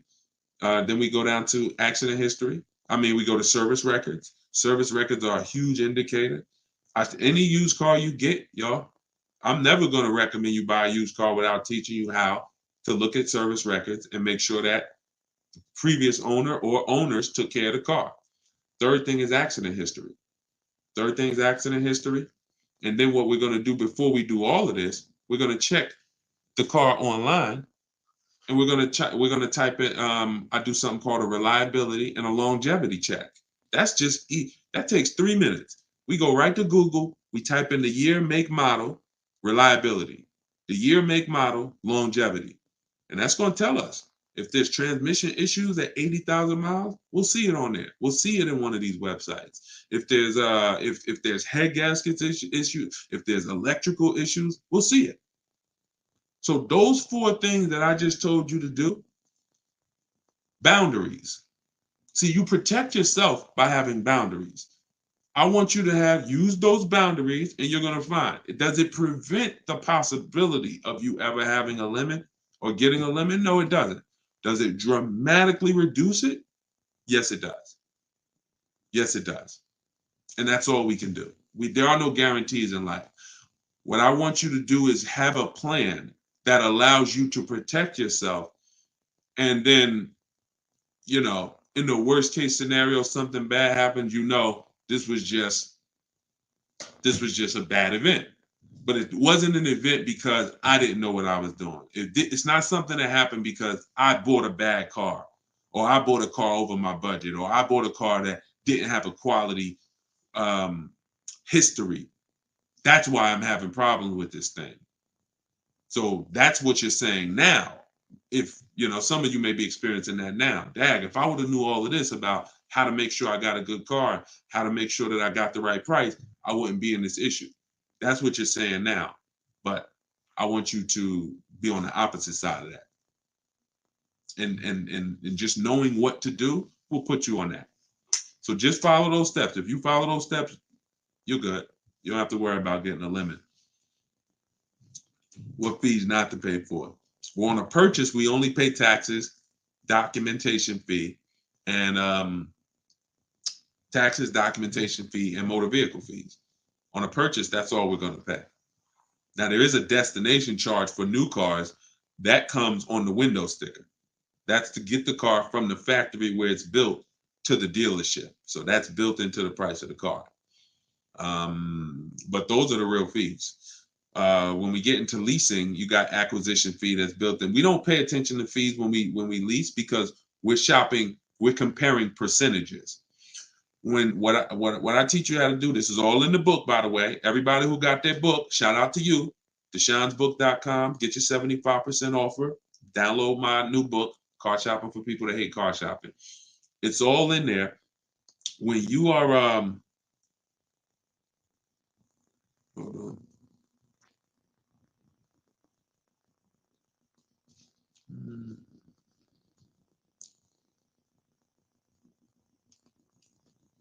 Okay. So sometimes I read the comments at the same time I'm talking and I forget what I was saying because we just going from subject to subject. So it was somebody asking about lease, what fees not to pay. That's what it is. Yeah, when we are shopping for a lease, we are comparing percentages. So how we compare lease offers, first month's payment divided into the MSRP. So we are shopping and we're looking at quotes just like this. $450 a month, $45,000 MSRP. $490 a month, $40,000 MSRP. $500 a month, $51,000 MSRP. That's how we get our lease quotes. No money down. We're literally just showing that's literally first month's payment only out of pocket, right? So when we divide those payments into the MSRP, we get a percentage. And that's where the 1% rule came from. The 1% rule has been around for decades. It's if you leased a car for 1% of the MSRP or less, it was a steal. There was no need to question the deal. Like, get out of there before they change their mind. You stole the car. Now, I found that we knew about the 1% rule, but there was no rule for bad lease deals because I watched people as I made videos and I watched people saying, yeah, Deshone, I'm leasing, but I saw people getting leases that were trash, overpaying for leases, which defeats the whole purpose of a lease. If you overpay for it, you might as well should have not have did it. Now, I'm like, we got to come up with a barrier. We got to come up with a boundary to where if your lease is above this, you paid too much for it. That is a bad lease program. You should not be leasing a car paying that much over 3 years. And that's where the 1.5% rule came from. When you add up all the payments, you'll see you're paying X percentage of the car. And when you go higher than that, it's too much money for a car we're giving back. Some people are paying more for their lease than they would have paid naturally just buying the car and letting it depreciate, just because they don't understand that. So that's where the 1.5% rule came from. Does the 1% rule apply with these current interest rates? KM, let me show you some. You can't see it because you're not on TikTok, you're not on Instagram. If you were on Instagram, Facebook, or YouTube, you would see what I'm sharing right now. Somebody just asked, does the 1% rule apply? And they've been asking, y'all been asking me that really since I started talking about it. Y'all been asking me, does the 1.5% rule? We do this. This is Greg. Got his vehicle in February. The vehicle is $56,275. It is a Kia EV6 Wind with the tech package. His payment is $527 a month. So before this and before you saw, here's Kimberly. Kimberly's vehicle is $91,761. Her Maserati. Her lease payment is $944 a month. 1.09%.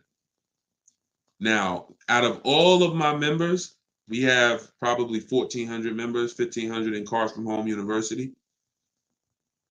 These two have gotten the best leases because the program was there. In order to have a lease be a 1% or in the low 1%, you got to have an incredible lease program. We don't know what it's going to be. She didn't know it was going to be a 1% lease before she shopped it. Greg didn't know it was going to be 1%. We go in saying if I could get 1.2%, 1.25, that's good value. You're gonna see that's what I teach in the book. I go in if I could get 1.25, that's good value. Up to 1.5 is still good value. But in order, we don't know what it's going to be until we shop. Some people are getting 1.2, some people are getting 1.1.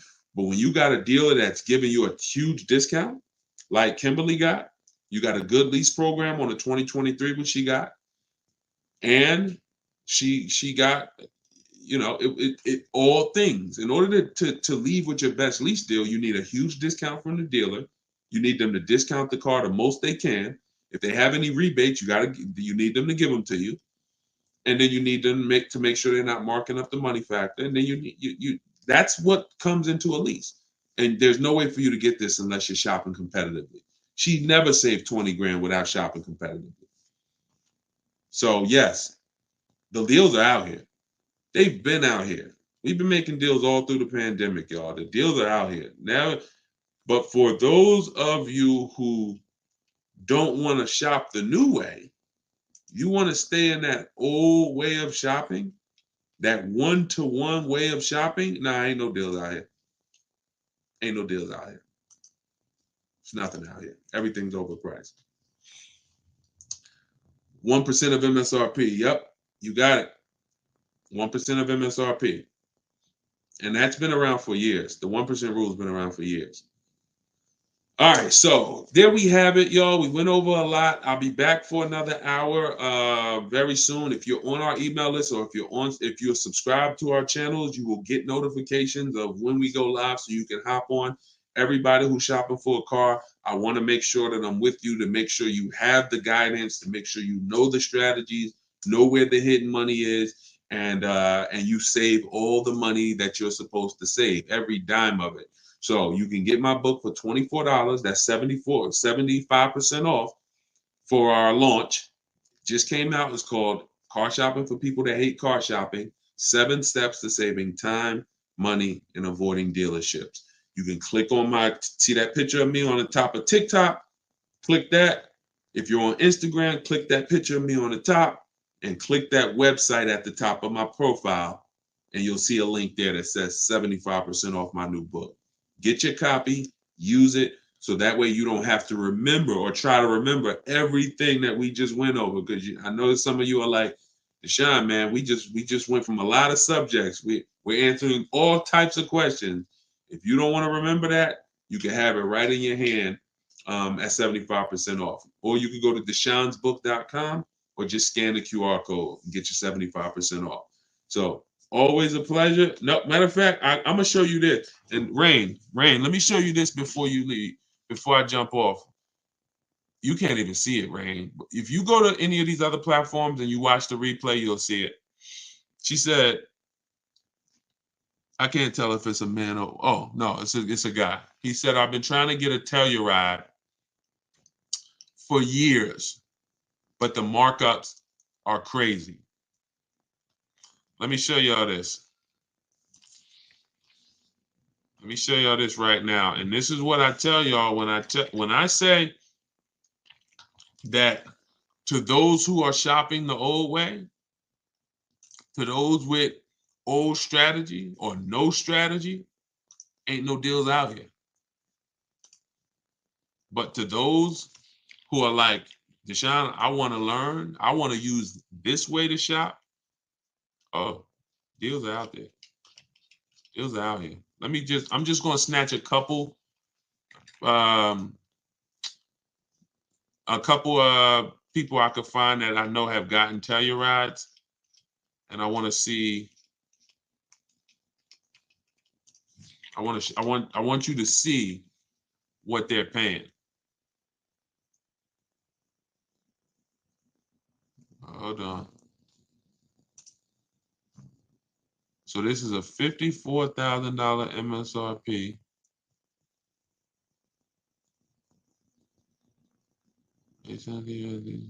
Hold on. Okay, this is Bonita. So this is Bonita. Now, here's what's crazy about Bonita. She got her Telluride middle of the pandemic. See, we were out here getting these deals when it was blood in the street. Look, hold on. I had to go to the Facebook group, snatch the screenshot, find it, snatch the screenshot, and then come back here and show y'all. So this is Bonita's. She got this. Look at the date. She posted it when she got it. 2023 Kia Telluride. She got it December 2022. $600 a month. And look, I put down 600, and her payments was 600 a month. At the same time, there were people paying $800, $900, $1,000 a month for a Telluride. She drove off with $600. Same thing with the Palisade. Somebody just got a Palisade. Those are two nice vehicles. They're two popular vehicles, and what that means is there were several people charging crazy money for people who wanted to get them. Here's one right here. I'm gonna show y'all this deal on the Palisade. Like, this is why, see, I get to work with hundreds of people in Cars from Home University, my video library. I get to work with them. I get to see the deals. So whenever people tell me there's no deals, they don't know. Y'all, I'm seeing deals.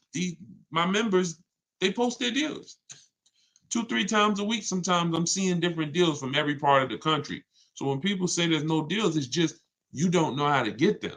And if you will be humble and say, man, I don't know how to get deals. I don't know how to find deals.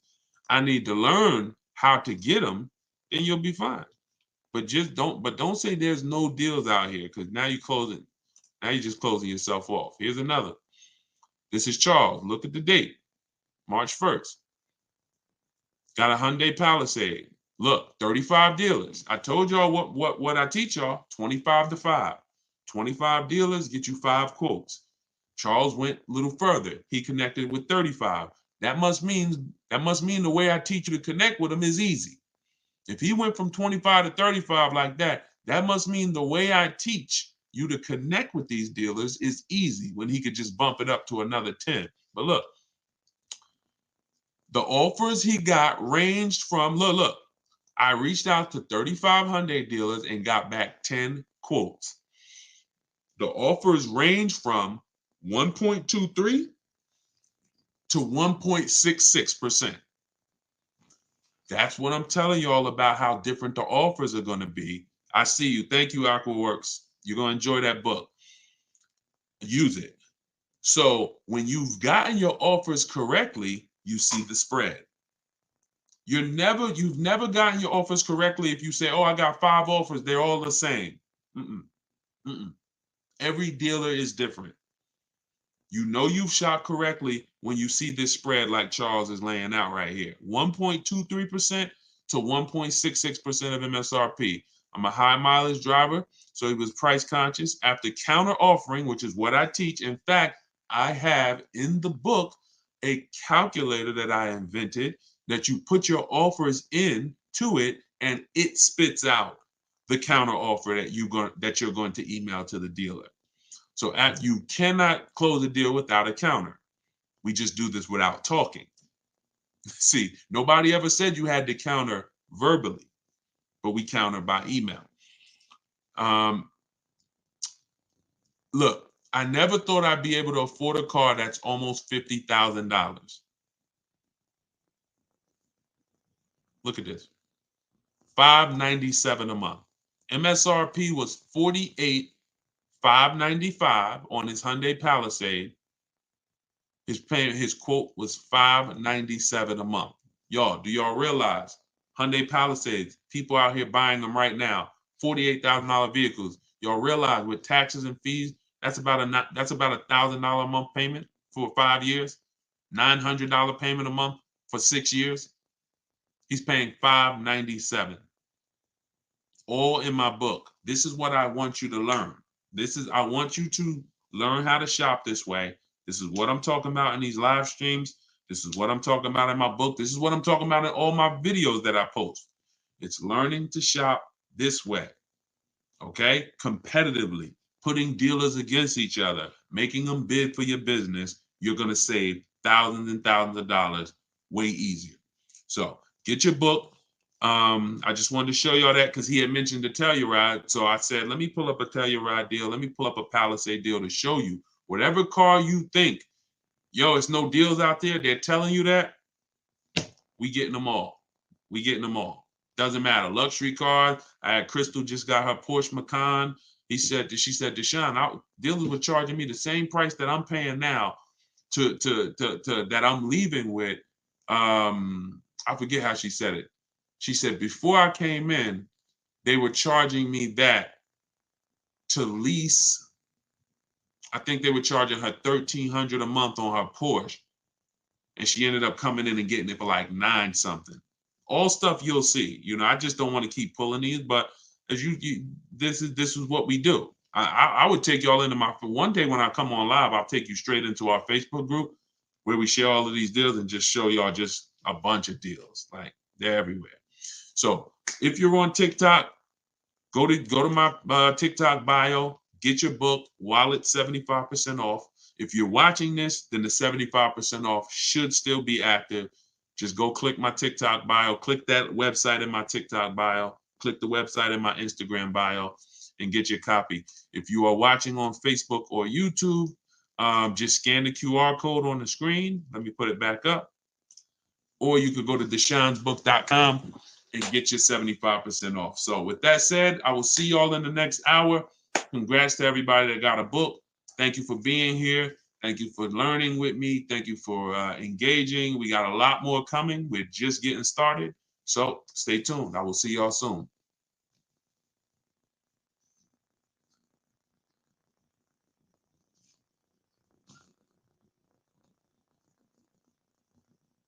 Somebody just said they're paying $730 for the same car. So that same Hyundai Palisade that this person's paying $597 for, they're paying $730. That sucks.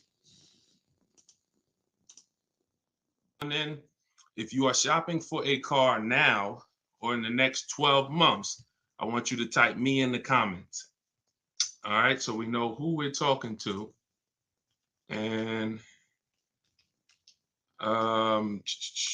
Instagram. All right, Instagram. I see Instagram log this out again because I switched from the screen. We're just getting used to this. But as you come in, if you are shopping for a car now or in the next 12 months, just type me. And I want to know because I want to talk specifically to y'all. Specifically to y'all. If you're shopping for a car, you know, after that, that's fine. But I want to talk specifically to the people who are shopping now. Now, after you let us know if you're shopping, I want you to check in. Where we at? Where are we at today? Let me know where you are in the country. I like to do a roll call, check in. Where are we at in the country? Good to see you, Calvin. Good to see you, Catrella. Good to see you, Charlicia. Steeler Nation, St. Louis in the building. I see you. Okay. Hold on. Let me go here. TikTok. All right. Where y'all at? Let's. Okay. I see Dallas, Texas. I see Tampa. Hold on. I'm trying to see Chicago, Illinois, VA Beach, Utica. I see you. Check in. Where we at today? Where we at this afternoon, evening, morning? Come on in. All right. We got the whole country on here. And we got the whole country on here. All right, I want to welcome y'all to Car Q&A with me, Deshone the Auto Advisor.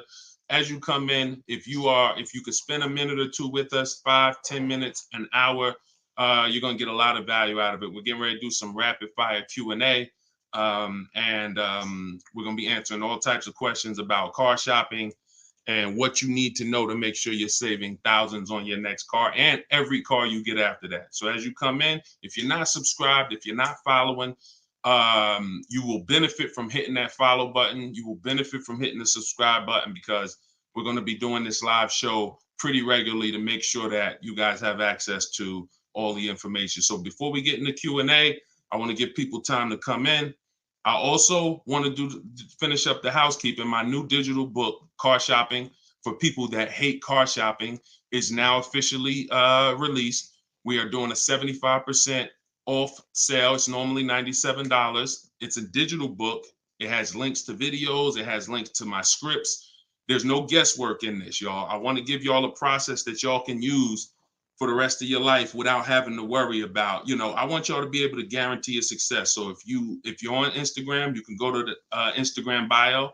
You won't leave the broadcast. Get your 75% off because it's only available for a few minutes at 75% off.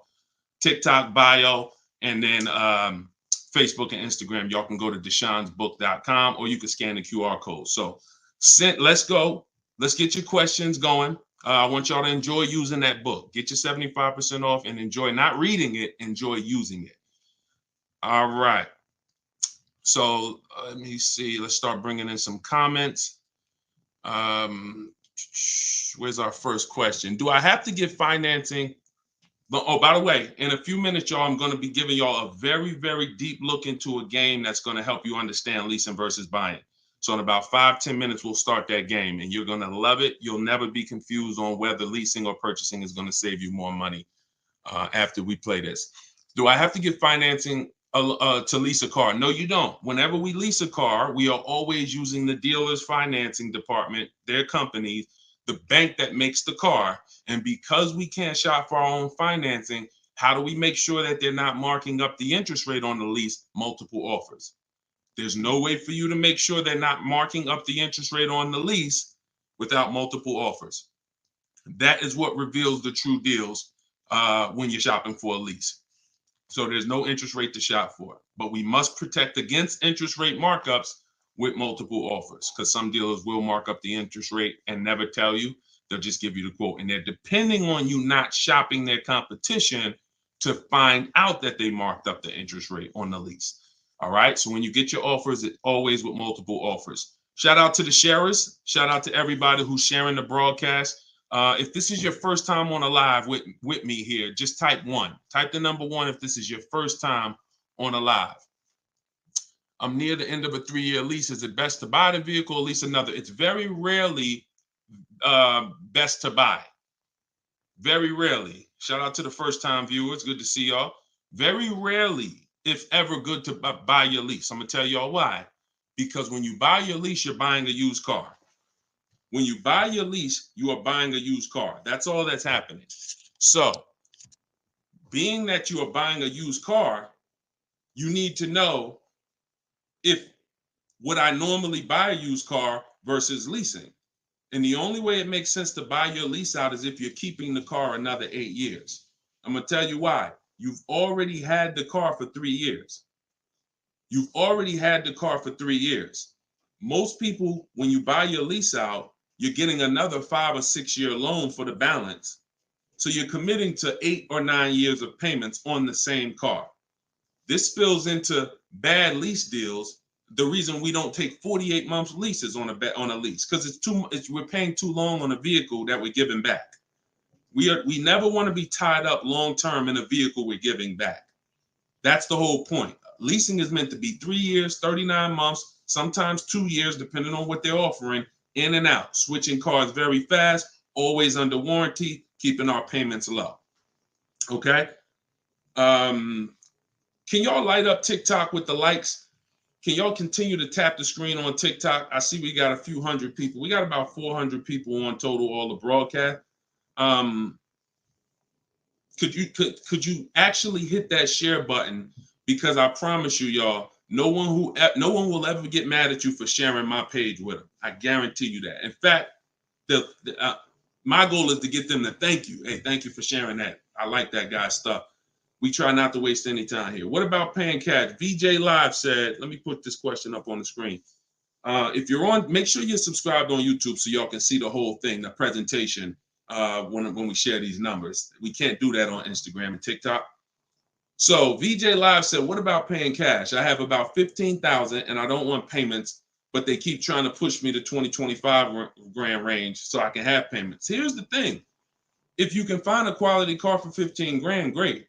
If it's going to force you to buy something that's not, who's heard you always pay cash for a car? If, as you come in, thank you, Godhead. Shout out to the sheriffs. I see y'all. Who's heard always pay cash for a car? Type me in the comments. If you've heard always pay cash for a car, type me in the comments. I see y'all lighting up. Keep tapping the screen on TikTok. We appreciate it. Y'all lighting up the likes. Y'all can see where we at on the likes in the top left. Who's heard always pay cash? Right? 5150 times heard it. VJ Live said, heard it all my life. Now listen, bunch of Dave Ramsey advice. Now here's the real. Here's what I'm just telling y'all. We got a bunch of people on here, hundreds of you all say, yes, I've heard you pay cash for cars. Now there's two schools of thought here. One is no debt. Now if your philosophy is no debt, I'm not here to convince you to change your philosophy.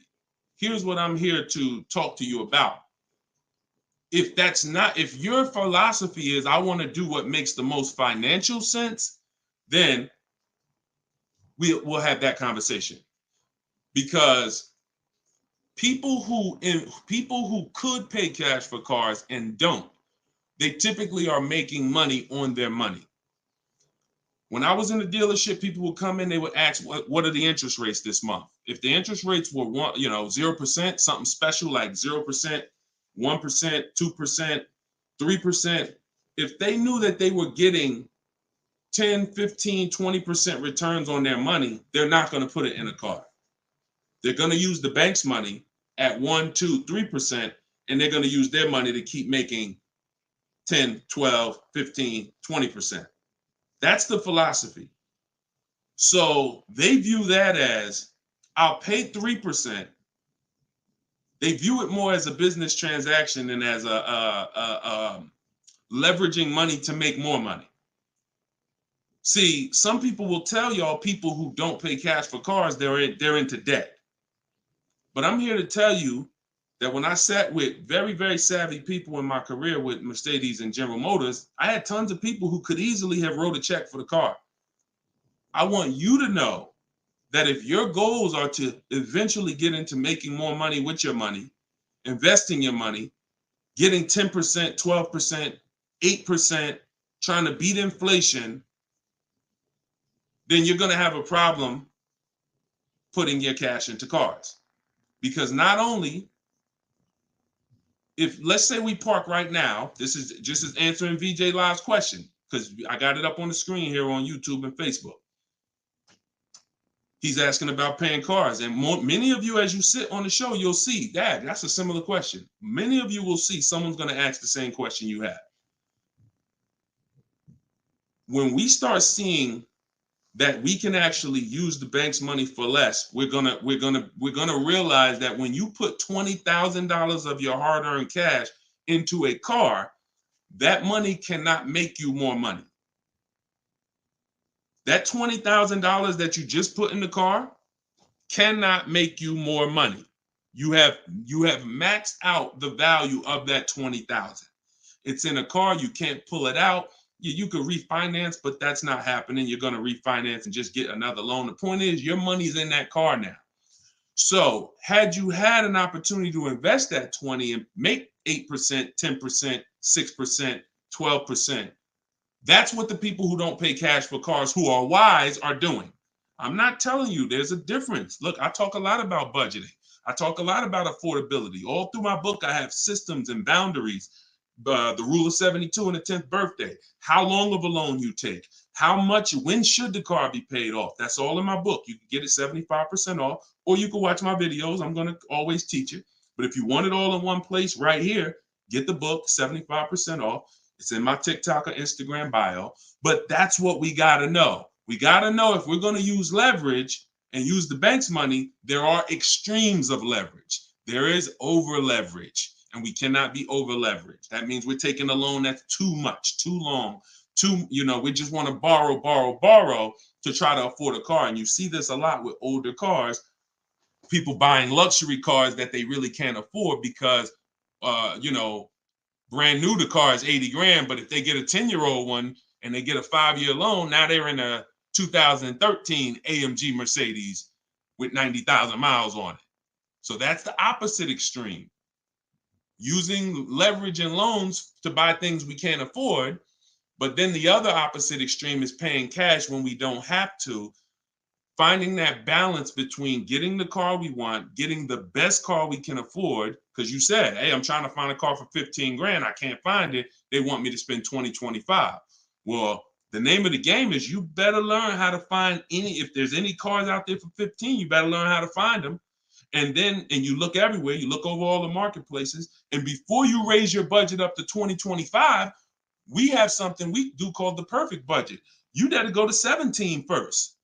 You don't go from 15 to 2025. You go from 15 to 17. See if I can find anything good for 17. Oh, I can't. All right, now I go to 19. And I have this calculator that's going to help you guys inside the book. It's called the Perfect Budget Calculator. You put in the money you have, you put in what you want your payment to be. It's going to tell you how much car you can buy. You put in your state, so we could have. How many times y'all walk in, right? And you're like, man, I want to spend 25 grand on a car, but you forgot to factor in taxes and the fees. How many times does that happen? Type ouch if you've ever dealt with that. Let's be willing to be honest. You had a budget in your mind. This is what I want my monthly payment to be. This is what I want to spend on the car. Next thing you know, you're a little over that budget, or sometimes a lot over that budget, and you're leaving like, all right, I see you, 919 Mike. Thank you. I see you, Mika Larkin. Shout out to everybody willing to be honest. See, in order for us to really make sure we don't make these mistakes, we got to be honest of the fact we've made them. So that's what we want to do. We want a budgeting system that tells us when we can. You spend any more than this, and you're going to be over your budget. You said you want a payment of $400 a month. That means you said you only got $1,000 to put down, or nothing to put down. Or here's what you can spend on a car. And when you use this perfect budget calculator, you're going to never go over budget. Because honestly, y'all, we don't want to be anywhere near our top of our budget. We want to be shopping under our budget. That's where I want y'all, under your budget. That's why I said if your budget was 15 and then your max might be 20, 25 with a loan, all right, we got to go from 15 to 17, to 17.5 to 18. We don't just jump to 2025. But we need a methodical system to do that, to help us do that. How do I get out of an upside down lease? Jose, you can only sell out of it. That's all you could do. You could sell out of it. If you, no matter what, y'all, who's in a car that they want to replace and they think they're upside down? They may have some negative equity. This is all in the book. I would really like y'all, the reason why I'm doing the 75% off, couple reasons. The book just officially came out. But I really want y'all not having to remember this. Yes, this live rebroadcast is going to be syndicated. So no matter when you're watching it, the information is going to be valuable and applicable. But I really want y'all to have the book so that you can actually reference the information over and over again. Thank you, B-Bad. Thank you for this info. Thank you, SJF Racing. So, all right. Yes, 25 goes to 30 real fast. Let me show y'all something, and then we'll continue. This is where we are right now on Goodreads.com. We're rated 4.94. We've already received 27 reviews, 31 ratings, and the book hasn't been out yet. So if you go to Goodreads.com, if you're on YouTube, if you're on Facebook, you can see what I'm posting. But I'm sharing the fact we're already rated 4.94, 31 ratings, and the book hasn't come out yet. So now that it's officially out, I really want y'all to have it. And so make sure you take advantage. Get your 75% off. It's normally $97, but while you're watching here, it's 75% off. Everything I teach is in there in one place, so you don't have to remember it. All right. If you have let's talk to the people who are in an upside down lease or upside down loan. First of all, we don't want to be there. I'm gonna tell y'all why. If you're in an upside down lease, that means you didn't pick your mileage correctly. That means something happened, because with a lease, you have to have predictable miles. You have to know how much you're going to drive roundabout. You got to be able to guesstimate. That's why if you're running a Turo business, when you're trying to rent the car out for, 40,000 miles a year, or you don't know how much it's going to be on that car. Could be 20, could be 40. A lease is not good because you can't predict the mileage. But in normal life, we can predict our mileage very closely. Now, when things happen, let's say you were working at home, and now all of a sudden you are, you're not working from home anymore. Now you got to drive into the office to 20 miles away.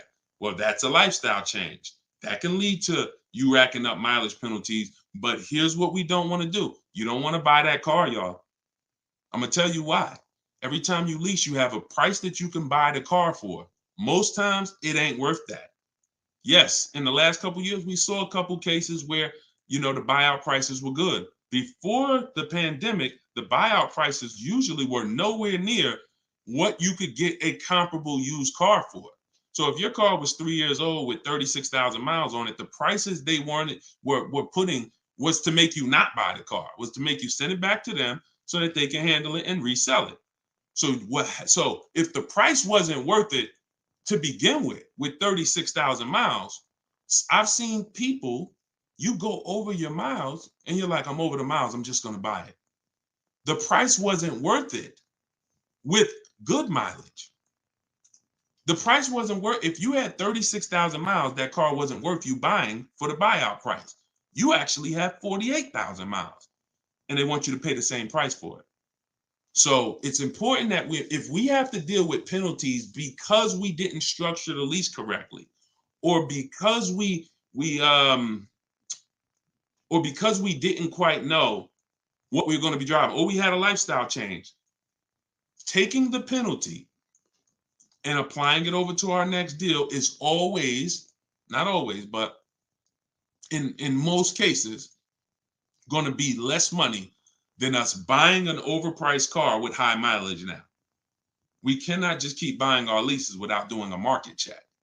So when you asked about how do I get out of a lease with negative equity, all you can do is find out what the penalty is. There's 3 ways that you could get out of this thing. You could either pay the difference. So if you got, you could wait until your mileage, and this is, all right. If you have negative equity on a lease, I don't even like to call it negative equity because there's no such thing as negative equity on a lease. There's penalties. That's different. Penalties. On a car you purchase, yes, there's negative equity. You bought it, you have a loan on it, the value is not worth the loan. Negative equity. With a lease, we have penalties, over mileage penalties. And now some people will say, well, I'm going to go over mileage. I'm going to get out of the lease 3 months early. But you don't realize if you get out of the lease early, what do you still have remaining?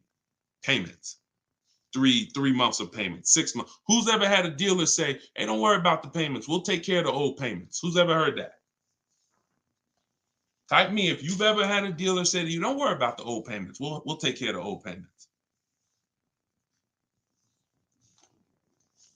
Okay, lots of you. The problem with that is the payments don't disappear. They always get rolled over to the next lease.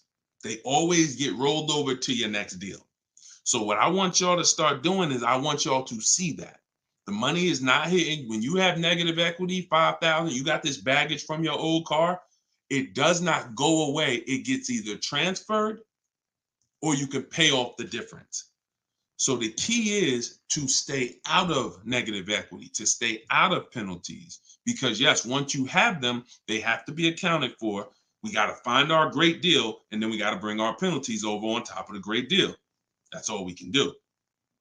Now, you better try to see what your car is worth selling it, because you said you're over miles.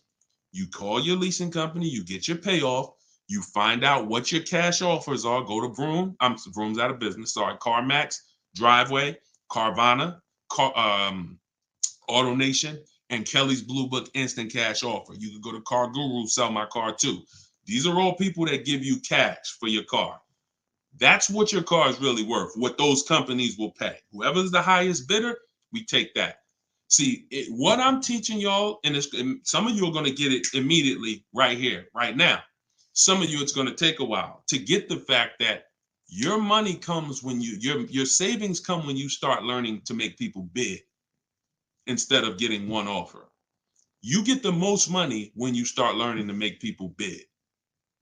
And so what you have to do is get multiple offers, find out what your car is worth, When you go on those websites, when they ask you, is it a lease, say no, because their websites are set up to where if you put it's a lease, it's going to automatically trigger that they can't buy it. But they can buy it. We've been doing this, y'all. I got hundreds and hundreds of members in Cars from Home University. We shop all around the country. You must put no when you're getting offers for a lease, because their computer is set up to automatically think that it's a third-party restriction and they can't buy it. But when you call your bank, you're going to ask them, do I have a third-party restriction? If they say no, then that means you can sell to anybody.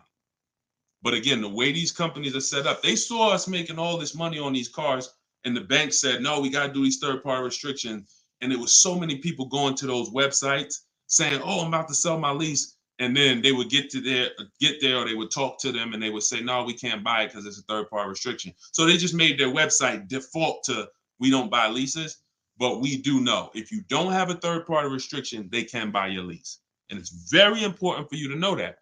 And if you do have a third-party restriction, it doesn't limit the fact you can sell and make money. It limits who you can sell to. When you have a third-party restriction, they say what they're saying is you can only sell your car to a dealer that makes the same brand. You cannot sell to a third party, Carvana, Driveway. You can't sell to them directly. You can only sell to a dealer. So what does that mean? I see y'all lighting up the likes on TikTok. Can y'all keep tapping the screen? Let's keep those likes going up. I see it. I appreciate it. And thank you to everybody sharing. So when you are, I just got off my point, but I know it was about selling. So multiple offers, y'all. This is all in the book, Car Shopping for People That Hate Car Shopping. Who has their copy? Who got their copy? We'll continue. We got some more time. We're going to keep doing Q&A, but who got their copy of the book already? Who got their 75% off? I really want y'all using this. The book is affordable for everybody. Everybody. All right, especially at 75. Now it should show, make sure it's not showing the $97 price. That's the normal price. I see you, 5150. Okay. All right, I see you, Jimbo. Okay. Okay, I see you, Diane. I appreciate you. Okay, and I want y'all to use it. Don't read it, use it. That is like literally it's an action guide. That ain't a book you read and then you have a bunch of things you got to remember. I'm walking you through the process step by step.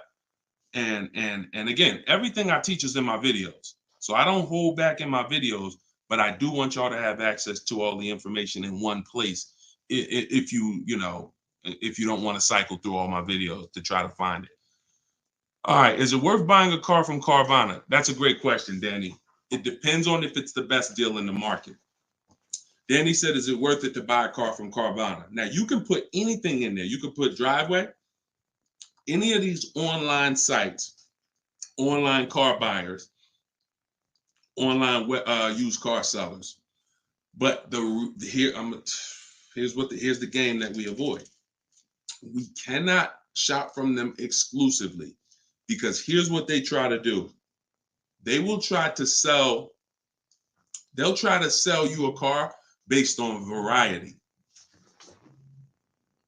Hold on. My do not disturb should be on. My do not disturb should be on. So anytime you see,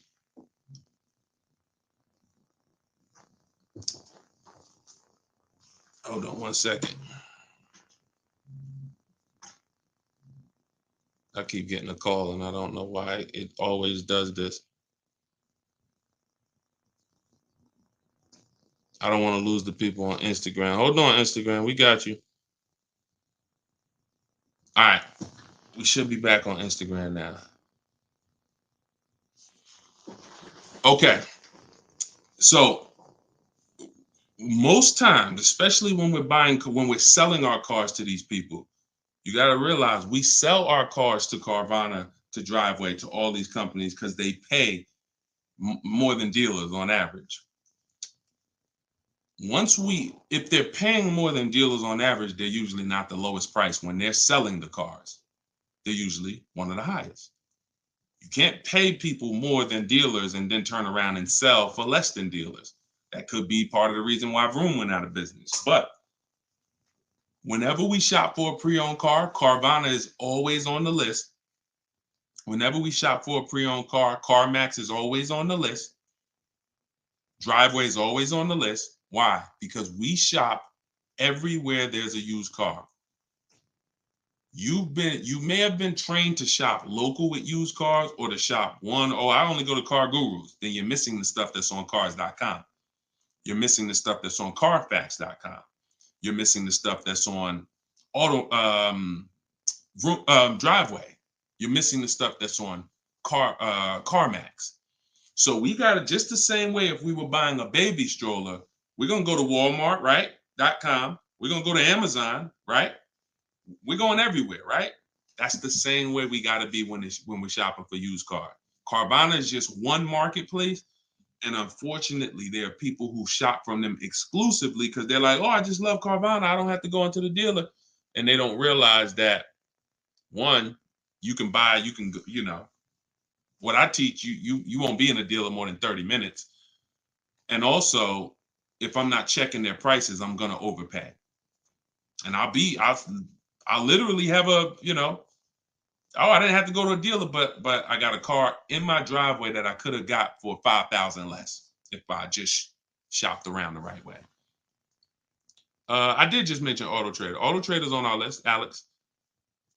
Auto Trader is one of our marketplaces. It's one of the marketplaces we shop on. It's just like a Walmart. It's just like a Amazon.com. Auto Trader is a big one. We definitely don't skip any used car marketplace. Now, we don't use Auto Tempest because Auto Tempest pulls and aggregates some data from other people's websites. They're not their own marketplace, so they can't get all the data. So that's why I don't use them. We just go direct to the marketplaces themselves because no company has the rights to market everyone's product.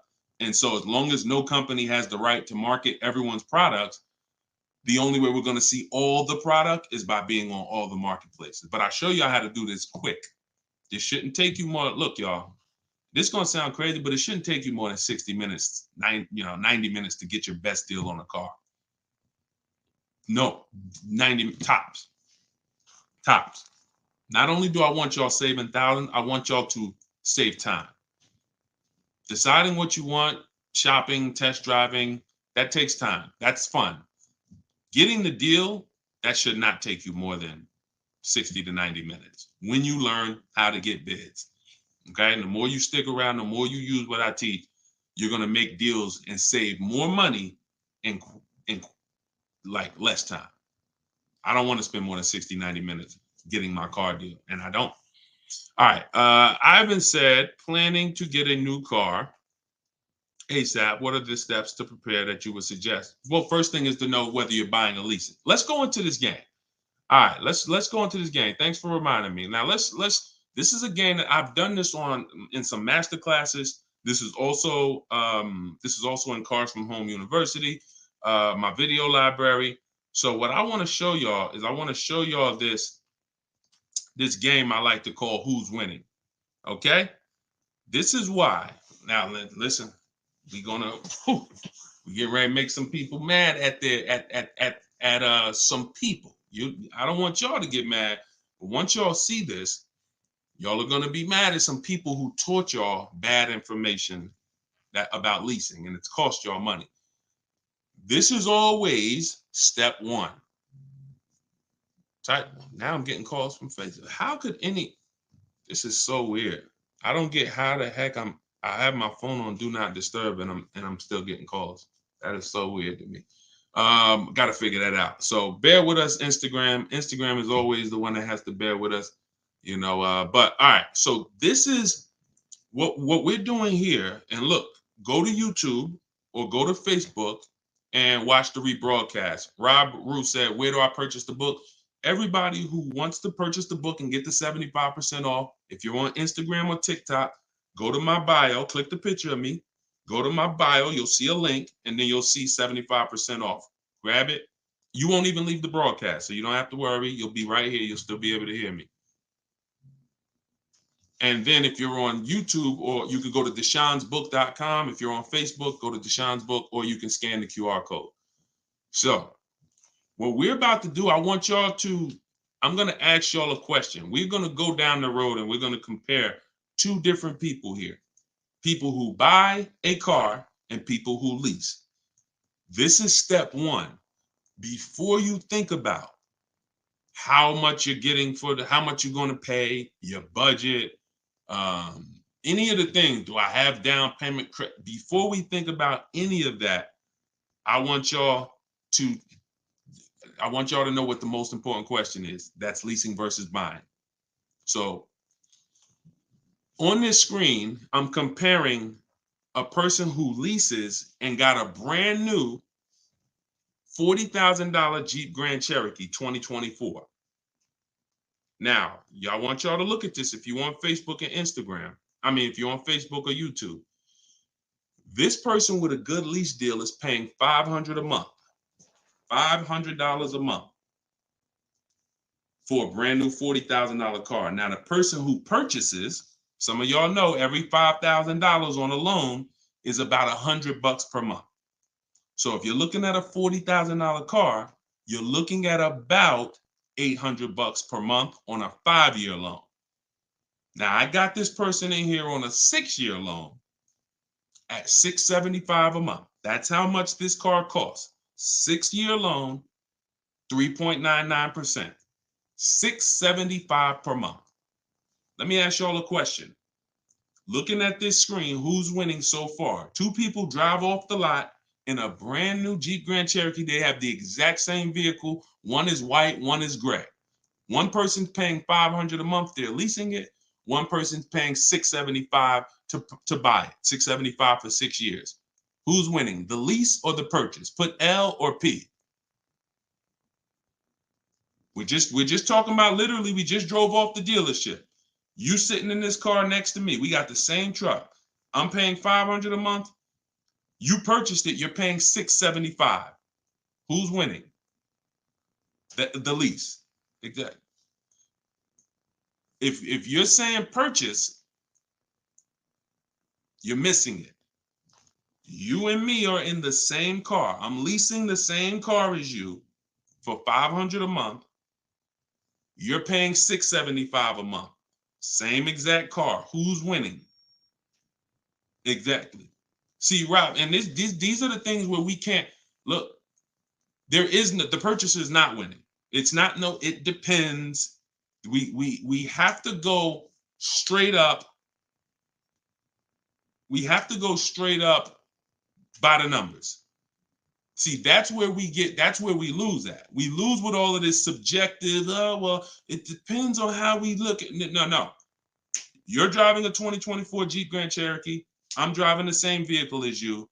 I lease it, and every month $500 comes out of my household. Every month $675 comes out of your household. We have the same exact car. Who's winning? The lease. Exactly.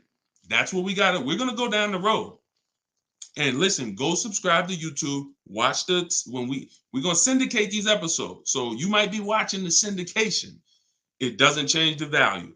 I want you to see that $500 a month coming out of someone's household is $175 less than $675. So the person who leased so far is $175 per month richer.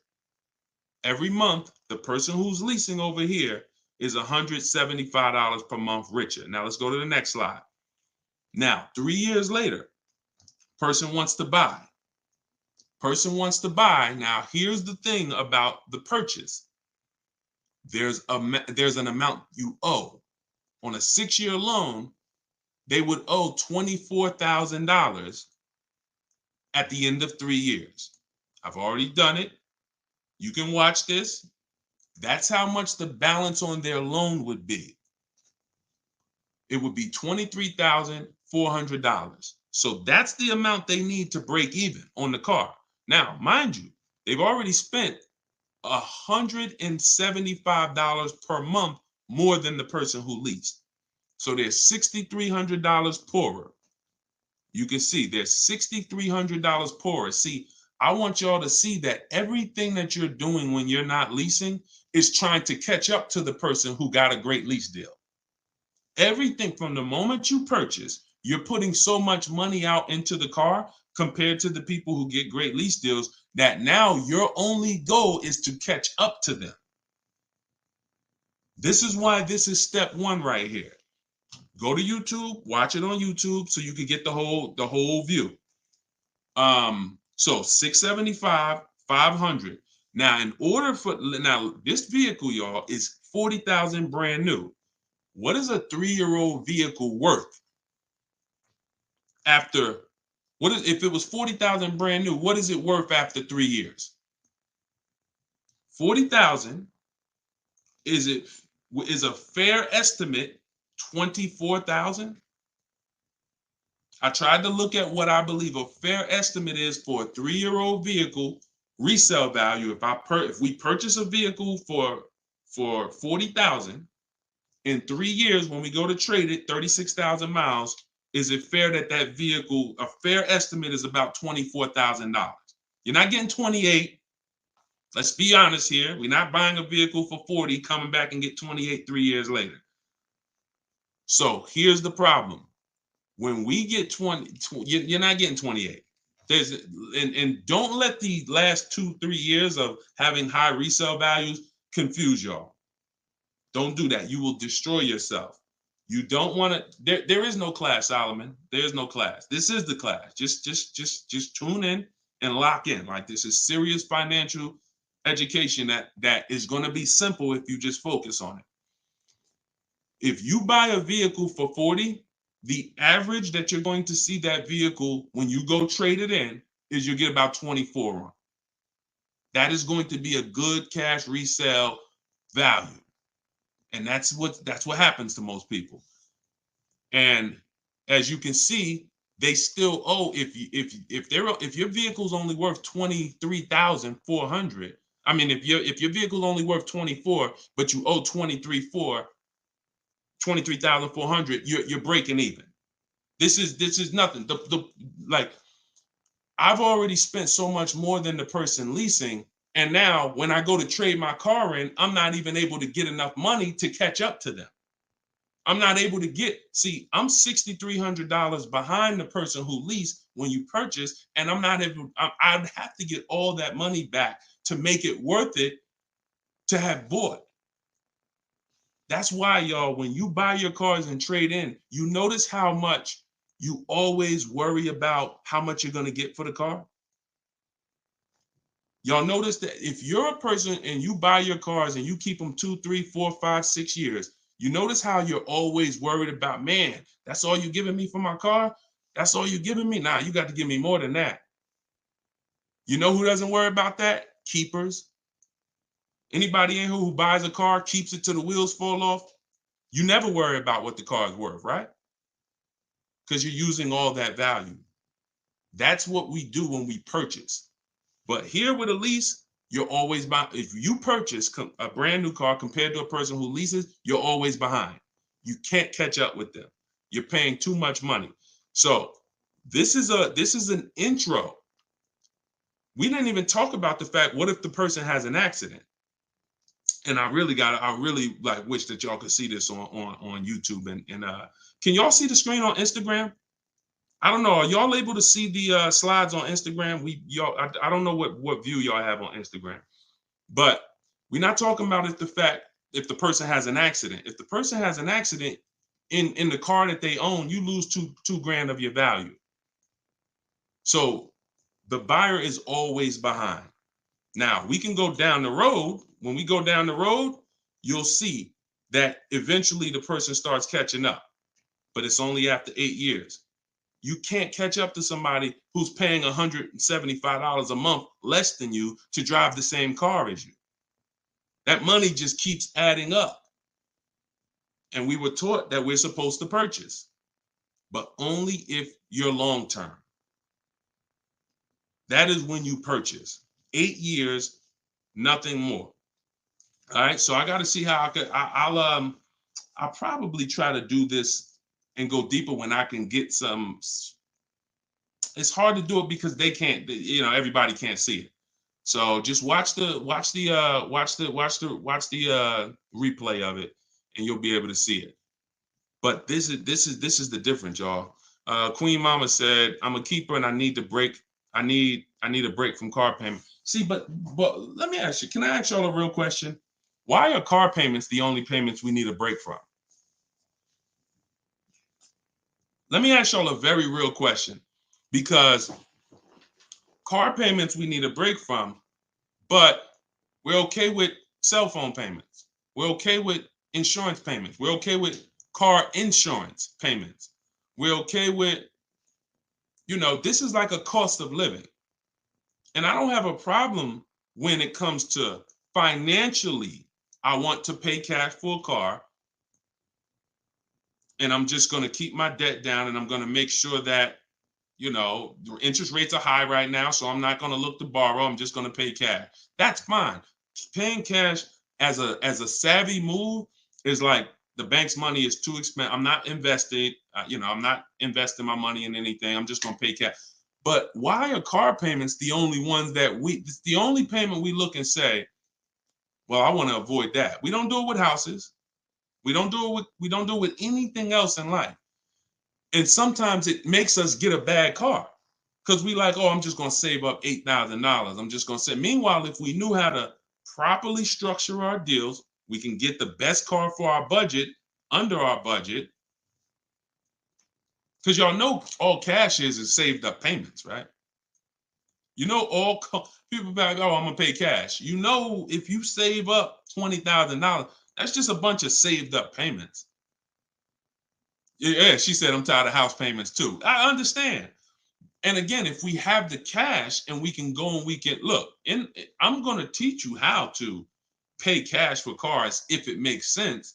And if you have cash, that's great. We got to make sure we get the best price on the car. But at the same time, you need to know when it doesn't make sense to pay cash. If they're doing 0% financing on the car you want, why wouldn't we use the bank's money at 0% and let our money continue to make money, or continue to keep our cash free? So again, because there's nothing to justify it. There's nothing to make it make sense. Oh, I don't want car payments. I don't want any of the payments that I have in my life. But my goal is to get the best, the best out of what I'm paying for. But yeah, it's a lot that goes into it. You got to make sure that those that's why, y'all, we got to shop below our budget. I need a break from rent. Yeah, we got to shop below our budget. Look, when we let people talk us into cars that are above our payments goals, that are above our monthly expense goals, oh, now we get tired of them.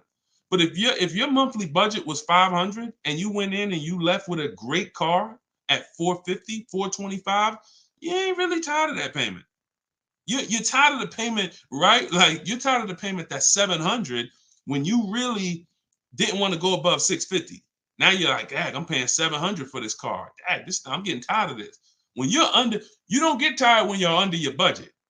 You get what I'm saying? Does that make sense?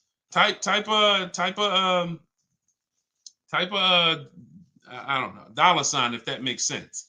We only get tired of payments when they're over our budget. When they're comfortably within our budget, we're never tired of them. That's why we're fine. So, but we got to learn how to get the best cars for our budget, and that comes through multiple bids. You have no idea. And then it comes through leasing versus buying, which is what we've been talking about in this initial thing. I'll try to get everybody on one stream, where y'all could all see, because I really want to focus on the people who can see the slides. And, because I know I could engage with them because they can see the slides, and then, but it's people who can't. So that's all right. We'll continue to adjust. But you got to know, believe me when I tell you, thousands of people have learned that the biggest issue of affordability for the cars that they're driving was the fact that they didn't understand leasing. Leasing is going to get you 30, 40% more car for the same money when you learn how to get great lease deals. All day long. So it's people who driving a daggone $50,000 car, they got a $900, $1,000, $1,100 a month payment. at the same time as people driving $50,000 cars. And look, this their payment. I'm gonna show y'all something that's gonna blow your mind. You can't believe that this is a payment on a car. Right here, look, Greg. Greg is in our Facebook group. He's in our Cars from Home University program. He said, my first time posting here.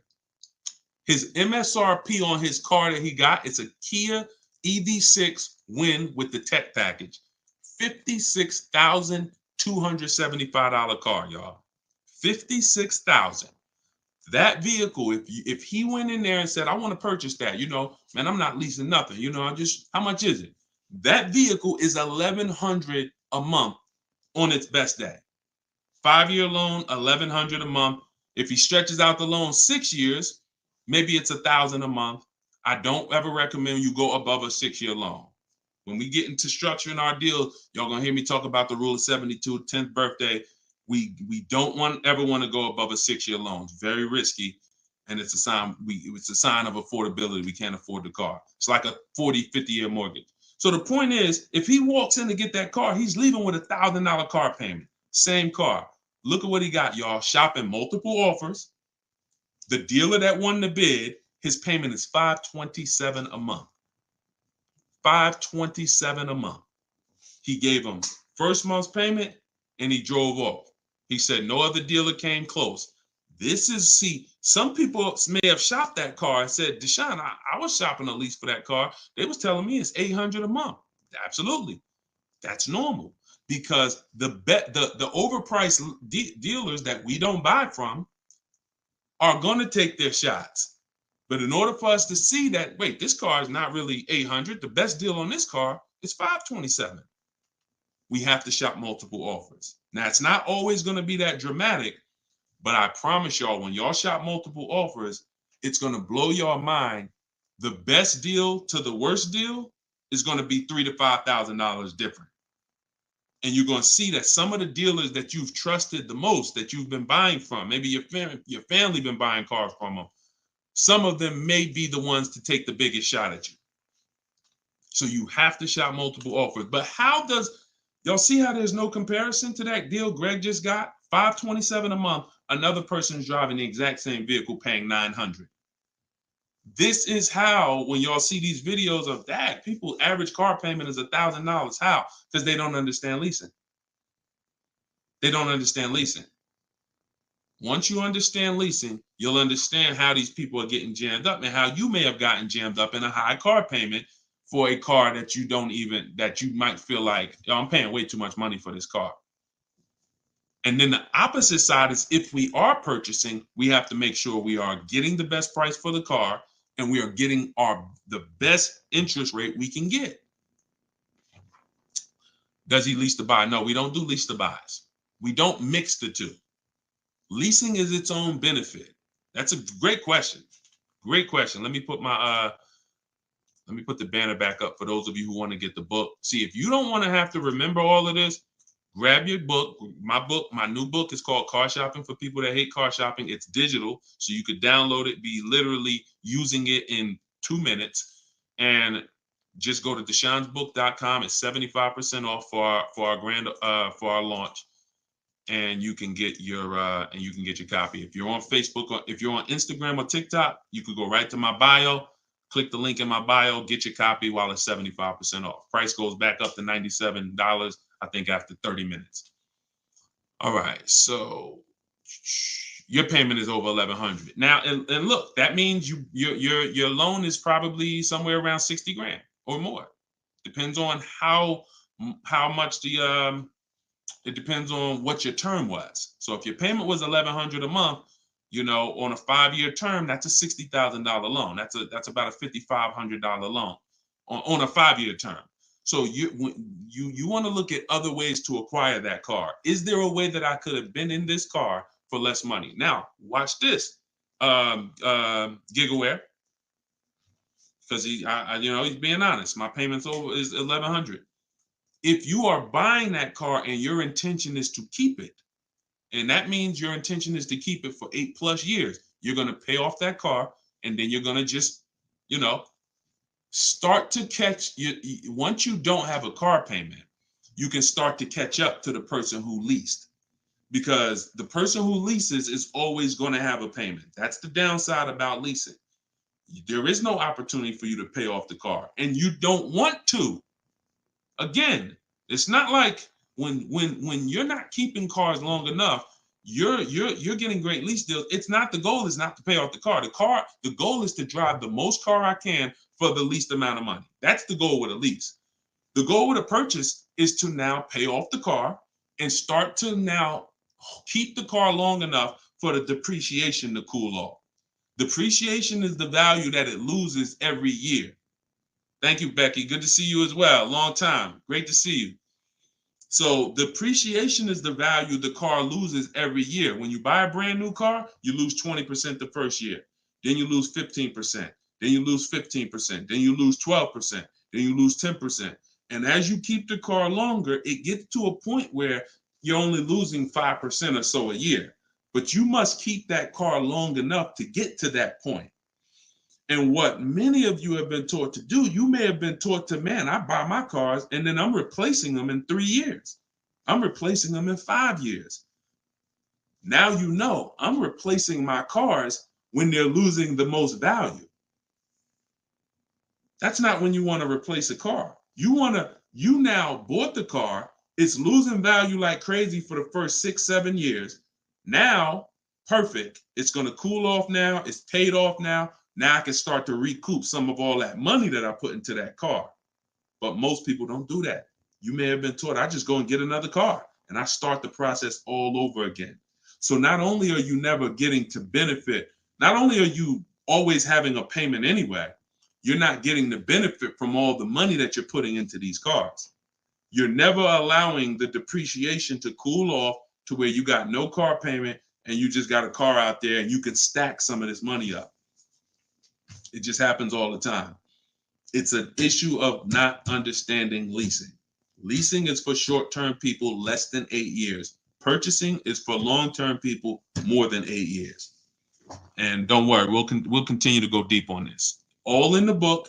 So anyway, anybody who wants to really know this and have it all in one place so they can use it, if you're shopping for a car now or in the next 12 months, you need this stuff right now. You know, I got tons of videos all over all my Facebook pages. But if you want all the information in one spot, get your book at 75% off. Just make sure that it's not showing the $97 price. Whenever you click to the website, make sure it's showing the 75% off price. So you can purchase off the bank loan. I don't know what you mean by that, Skinner. Is it smart to lease and then buy it out? No, see, and again, that's a very common question.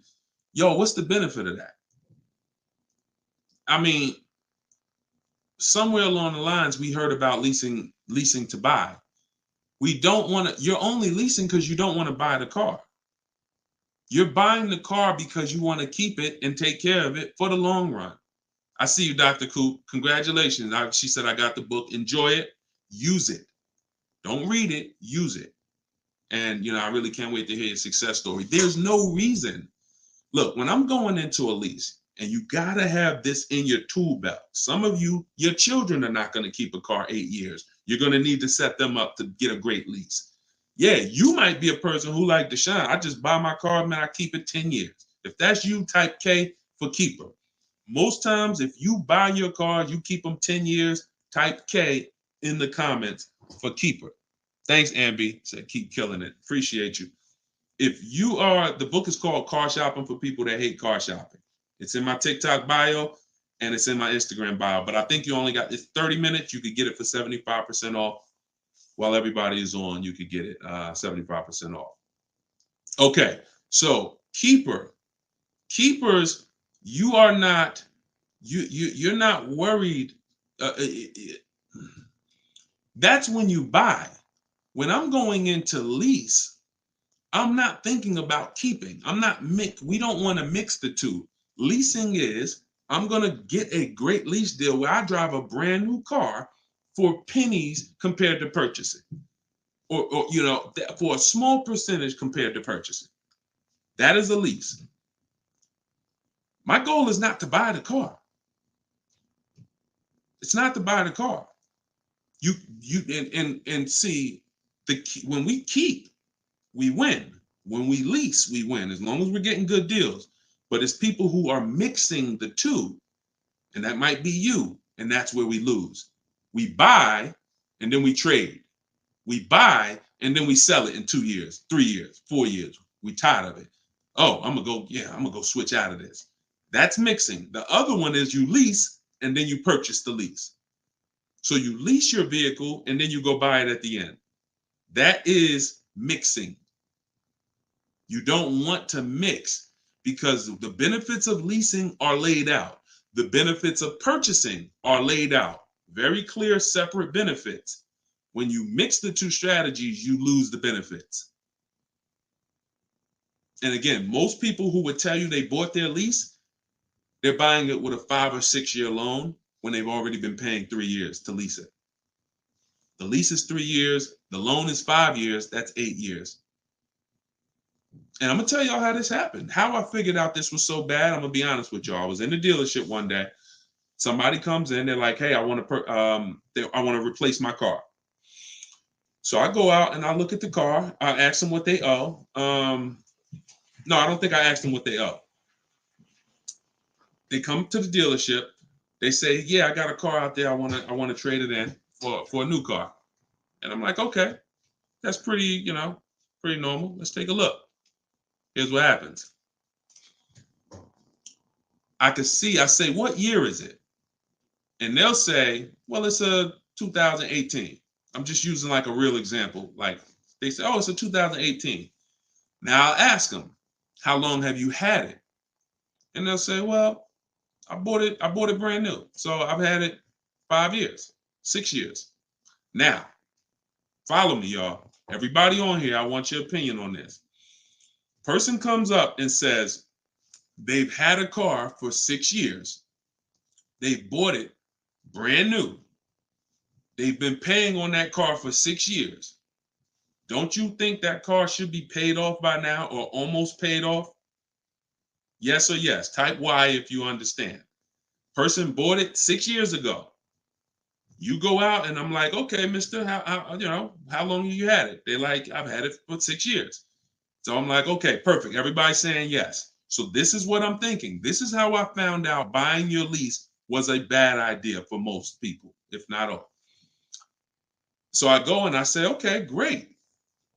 I see you're here trading." Now, in my mind, I'm already trained to talk to him about leasing because, thank you, Brent. I know you're here trading this car in 6 years. I want to show you what leasing looks like, and you're going to love that a lot better. You're not going to need this down payment. I'm going to be able to give you a check back for this equity in this car you got here. It's going to be all good. And I've helped some people do that. They come in and I show them the lease, and I'm like, you keep just trading your cars, but if you lease, here's what, boom, that you could do. And then I'll give you this, you get a big check back for your balance of your old car, all of that. So this is when it works, it's beautiful. But when it doesn't work, this is what it looks like. I'm like, I run and I'm like, "Okay, your car is worth about $15,000. Instagram just logged me out. Instagram just logged me out of nowhere. I don't know what happened. Let's see if I could go back. All right. So now when it doesn't work, so I go out and I found the used car manager may tell me this car is worth 15,000, and I'm like, "Okay, perfect. It's probably paid off. Great. He's gonna get like a check back for like almost all that, and then he's gonna have a low payment. He's gonna love it." So I find out when I call the bank, I say, "How much you owe?" He says, "Well, I don't really know." I call the bank. I'm like, "Okay, I'm calling for Mr. Jones' payoff on his, such and such car." And the bank says, "Okay, yes, the payoff is $15,000.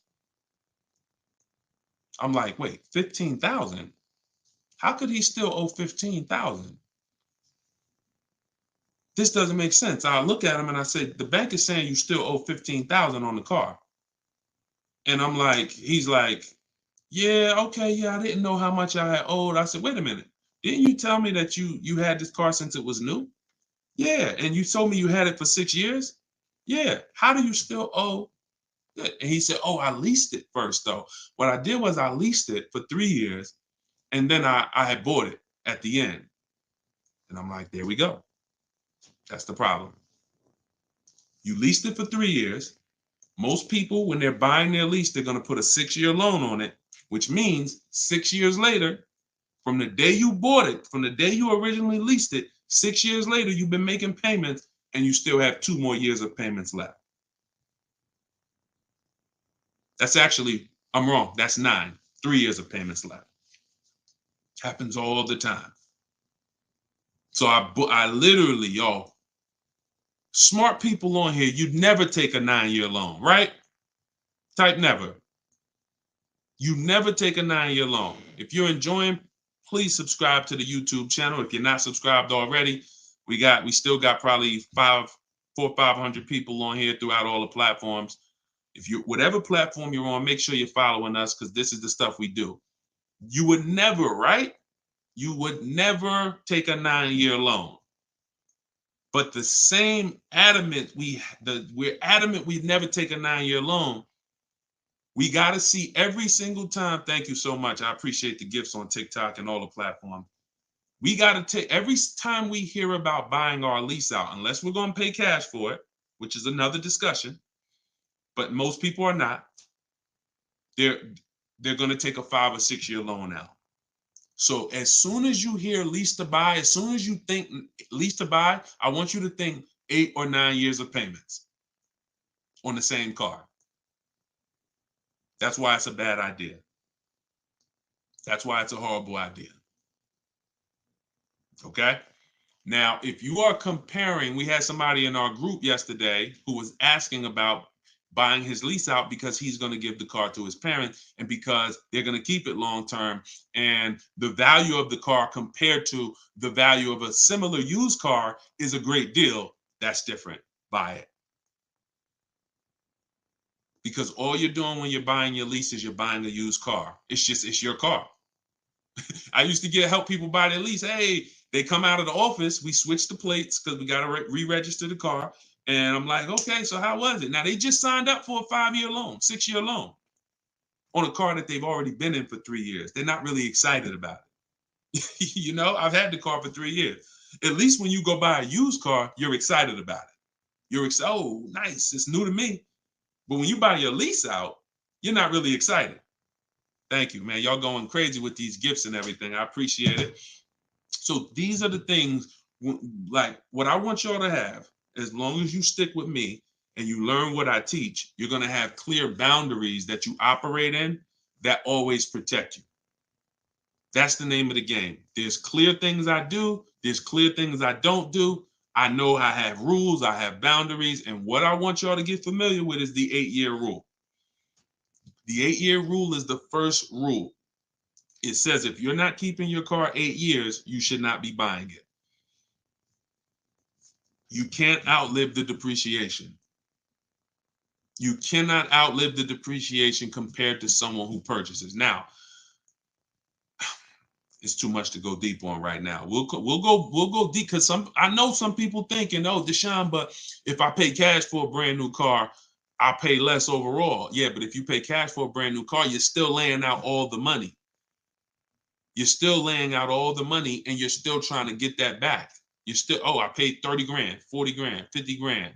Do you understand that a person who leases that same car, what would you rather be?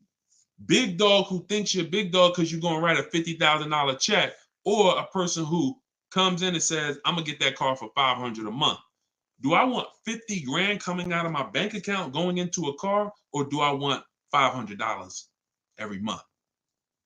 It's much more, it's a much more pleasant feeling to give a bank $500 every month to drive their $40,000 car than it is to say, okay, you want this $40,000 car, then you come give us a check for the whole amount and the taxes and everything. Now I'm taking the check out, boom. And again, there are situations where that's right, but I want you may have been somebody who's like, yeah, but I don't think it's right for me. And that's okay. That's okay. I'm not one of these people that's going to make y'all feel like you are wrong by using leverage and not learning how to creatively acquire cars where it's a little bit of money coming out of your bank account every month versus what people have told y'all and how you should be buying cars. Thoughts about leasing luxury vehicles. It doesn't change, Dr. Doctober. That's a great question. He said, what are your thoughts about leasing luxury cars? Same principle, 8-year rule. I don't care whether you're leasing a G-Wagon, whether it's a Bentley you're looking at, whether you're looking at a Toyota Corolla, the 8-year rule is what applies. Because the 8-year rule takes into account the depreciation. If you look and say, that's a car I'm keeping for 8 years or more, you buy it. If that's a car you're not keeping 8 years, you're going to see you'll pay thousands less and drive a better car leasing it, even if you try to buy it used. So I'll need more than one broadcast to really go deep on this. I'm just getting familiar with how to use all of these tools, where I can show you all stuff. But we'll continue to go deep on this. This is not a subject. If you've gotten bad years and years of bad advice, it's not always. Some of you get a breakthrough immediately, and some of you it takes more time because again, it's been beaten to your head, and people with loud voices who shout tell you this is what you do, or you never do this, or you always do it like this. You know, like who's heard somebody say never buy a used car? I mean, never buy a new car, always buy used. Who's heard that? Type of U for used. If you were taught you always get a used car, you should never get a new car. Who's taught that? And we got a couple more minutes. We'll stay on. We'll do some more questions. As long as y'all continue to share the broadcast and continue to stay tuned in, I see we still got hundreds of people on, then we'll continue. All right, now let me tell you how, see, you either have to teach something that works for everybody, or what you teach will mess people up. If somebody says to y'all, every single one of you should be buying used cars, because that's what they'll say. Never buy a new car. Everybody on here should be buying a used car. So that means you think everybody in the country should be buying used cars, right? Yeah, absolutely. Nobody should buy a new car. Nobody in this whole country should buy a new car. Like, no, always buy a used car. Okay, perfect. So let's just say if you had your wish, everybody in the country would be buying used cars, right? Because that'd be better for them, right? Yes, if I had my wish, everybody would be buying used cars. Then here's my question. How do they become used cars then? How do they become used cars if everyone is buying used cars? I want y'all to think about this. If you had your wish, you could snap your finger, Mr. Financial Advisor, whatever you teach. How could everyone buy used cars? It's impossible. The cars come in new. They don't just, so if everybody was buying used cars, what's happening to the new cars? They're just sitting there. And then, so that's not a practical solution. How do we acquire? Who should be buying brand new cars? People who are going to lease them, and people who are buying new car, who want to purchase, keep long term, and you could afford new. That's only if some people say, Deshone, I want to buy. I'm not leasing. I want to buy. I keep my car, but should I buy new or pre-owned? That depends on budget. That depends on, unless you want one specific from a year, somebody would be like, oh, I want this special year. But if it's a case of, you know what, I can afford both. Should I buy new? Should I buy pre-owned? That's a matter of budget and preference. If I could afford a new one and I can keep it long enough to outlive the depreciation, then I'll buy new. But if I can't afford to get a quality vehicle for my budget, then I'll buy pre-owned. And some people want to treat themselves. Some people like, I only get a new car every 10 years, Deshone. I'm going to get something new. That's fine. That's fine. As long as it's long term, because time heals all wounds. We killing the likes on TikTok too. I appreciate everybody tapping the screen. Y'all still running the likes up. Appreciate it. Shout out to the subscribers. If you haven't subscribed to us on YouTube yet, please, we invite you to subscribe. This is what we'll do. You'll get notifications of when we live, so you can make sure you tapped in. I see you, Barbara. She said, I just bought the book. I appreciate everybody who got the book at 75% off. This is the launch. I'm excited. As y'all saw earlier in the broadcast, we're already rated 4.94 on Goodreads.com. We got 31 reviews. That book, Car Shopping for People That Hate Car Shopping, has been really changing people's lives and the way they shop. It's a tool. It's not something you read. It's something you use. So get your copy at deshonesbook.com, 75% off, or you can scan the QR code, or if you're on Instagram or TikTok, just go to my bio. And as long as you're seeing this, you still should be able to get it at the 75% off price. And it's immediate download. So, and you'll see as you read it, there's a reason I had to make it a digital book. I couldn't print it because it links to videos, it links to docs, I got scripts that it links to. There's no way I would have been able to do it printing the book. And then also, sometimes I need to update stuff, like Vroom went out of business 2 months ago. If I would have printed the book, now Vroom is, I need to be able to update real time when something happens, and I couldn't do that with a print book. I didn't want thousands of print books out there and then something changes and now I got to tell people, oh no, you got to get volume 2 now. You know what I'm saying? Thanks, Angelina. All right, so Dr. Coop says, I have a paid off Toyota. I don't want to trade it. Should I have a down payment? You don't need, look, if you can find a deal on the vehicle you want below your budget with no down payment, then do it. You said you have a paid off Toyota. You don't want to trade it in. Now, here's what I ask people. You put the vehicle to use, because if you're going to go and get another vehicle, then you're going to be paying for that vehicle. You don't really want, the only people I recommend have an extra vehicle is if you're a high mileage driver. Who's a high mileage driver? You're driving over 20,000 miles a year. Over 20,000 a year, type HM for high mileage. These are the only people that it benefits you having a paid off car like this. So sometimes it's worth it to buy your car, pay off the first car. And here's what I like. All right, so we got a lot of high mileage drivers watching right now.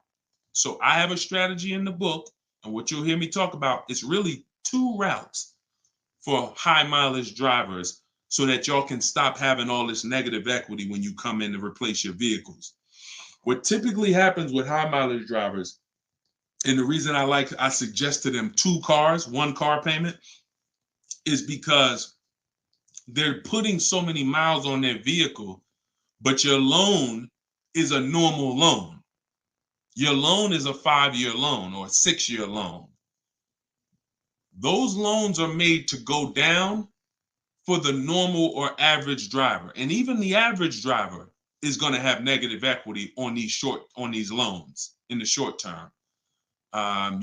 So when you are destroying the value of your car because you're putting 20,000, 30,000 miles a year on it, it's going from being worth 20 grand one year to now it's worth 12 grand the next year because you put 30,000. You're destroying the value of it, but the loan that's attached to it is not moving. This is the indicator that the loan and the purchase price or the value of the asset is totally unrelated. They don't matter. That's why you have to make sure you get a good price on the asset. You can't just pay attention to what is my loan doing, because your loan doesn't tell you what you're really in the car for. So check it out. You now are putting all this mileage on your car. You come in 4 years and you're like, hey, you know what? Car got 200,000 miles on it now. Let me go ahead and trade this thing in. Problem is 200,000 miles. You still got 2 years left on the loan. You still owe 15 grand. You still owe 12,000. You still owe 20,000.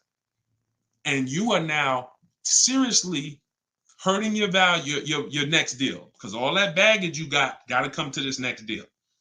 The solution to stay out of that is to make sure that you are having I teach either 2 routes. Well, the third is really just be a long-term person. You could drive 30,000 miles a year. And if I'm a long-term person, I'll just have 300,000 miles on my car in 10 years. And then I just go switch it. It's keepers here that's long-term people, high mileage drivers, and they get their car. That thing got 250,000 miles. It's mostly highway. And in 8, 9, 10 years, they go and they replace it. No need to lease. Again, continuing theme, long-term, don't think about leasing. Because some people who just tune in and they catch a brief, oh, is this so everybody should lease? No, that's what I'm trying to tell y'all. Long-term people, long-term purchase, you buying a car for your kid in college and they're like, yeah, I'm gonna keep that thing for 10 years, man. You know I'm boring. Great. But most kids are not. They're like, hey, when I get my job, when I turn 24, I'm probably going to want something different. So if you're not a long-term person, you should be purchasing. But I mean, you should be leasing. But going back to the high mileage, y'all, this is how it works. The two strategies for high mileage drivers is to have one separate car, you pay that thing off, and now that becomes your mileage car, and you go and lease a nice car. This is beautiful. This prevents you from having two car payments, and this allows you to have a nice car that you're not destroying. So you pay off that first car. If you're going to go this route, your first deal is a purchase, because you're going to get that first car, pay it off, could be new, could be used, but it must be quality. Pay it off, and as soon as that car is paid off, now I go lease my nice car. So I might be putting a high mileage on that first car I'm buying, but once I go lease my nice car, now I got a payment over here, my nice car is over here, and this is what I take out to dinner. This is when I want to go out and have a good time. I don't want a car that I'm just always putting, 30,000 miles a year on. Now I split it. And this has allowed so many high mileage drivers to continually be able to predict what they're going to put in these cars, because now they can't. You cannot predict how much y'all are spending on these cars, high mileage drivers. Y'all are losing so much on resale value. Your loans are just so high and they're moving slow. You don't know how much you are losing, but I break it down for you. It's thousands. You can't destroy the value of a car and then go trade it. It follows you. So that's one strategy. Second is a high mileage lease. Second is straight up. First time I experienced this, I had a guy came in and he was bringing back a lease with 75,000 miles on it. And I asked him, I said, man, I didn't even know. And that's my ignorance. I was selling cars and I didn't even know that was available. And I said, let me ask you a question. How long you been doing these, like, what do you do? He's like, I'm in sales. Like I do 25,000 miles a year, every year. I said, okay, wow. And you lease your car? He said, yeah. Because I already know what a good lease deal is. I just didn't really take into account back then. This is probably 2015. I didn't take into account a high mileage good lease deal. And when he told me what his payment was, and he said, yeah, I come back 75,000 miles. I drop that thing off. I pay my payment every month. Now here's the thing. He might only be paying $150 or $200 a month more for his super high mileage. But that's much better than him buying the cold car, destroying the value, coming back and trying to trade it with 10, 15 grand negative equity. So strategy, you are not really purchasing cars with strategy until leasing and purchasing is in your tool belt and you know when to use which. For your family, not just you, for your family. It's not just you. All right. So great questions. So this is the type of stuff that's in the book. Everything's in the book. Whether you see me live, whether you see me on social media making videos, you're going to get all the information. You don't have to worry about, oh, Deshone is holding back info. It's not. Now, access to me, yes, I have access. I have a Cars from Home University where I coach people personally and we work together. That's access. But as far as the information's out there. It's how you want the information. We'll get it to you anyway. If you want it all in one spot, get the book, get Car Shopping for people that hate car shopping. Download it now. It's 75% off. Scan the QR code or go to deshonesbook.com or go to my Instagram or TikTok bio and get your 75% off copy. But other than that, you don't have to worry about not having the information. See, what y'all have had to deal with is how do we make great car deals? How do we not pay penalties when we don't have the information? But now the information's here. It's here for you. It's just you got to decide, how do I want the information? Do I want to look through all Deshone's videos? I got a video on every topic. More videos to come. They're not in order, and they're for different people.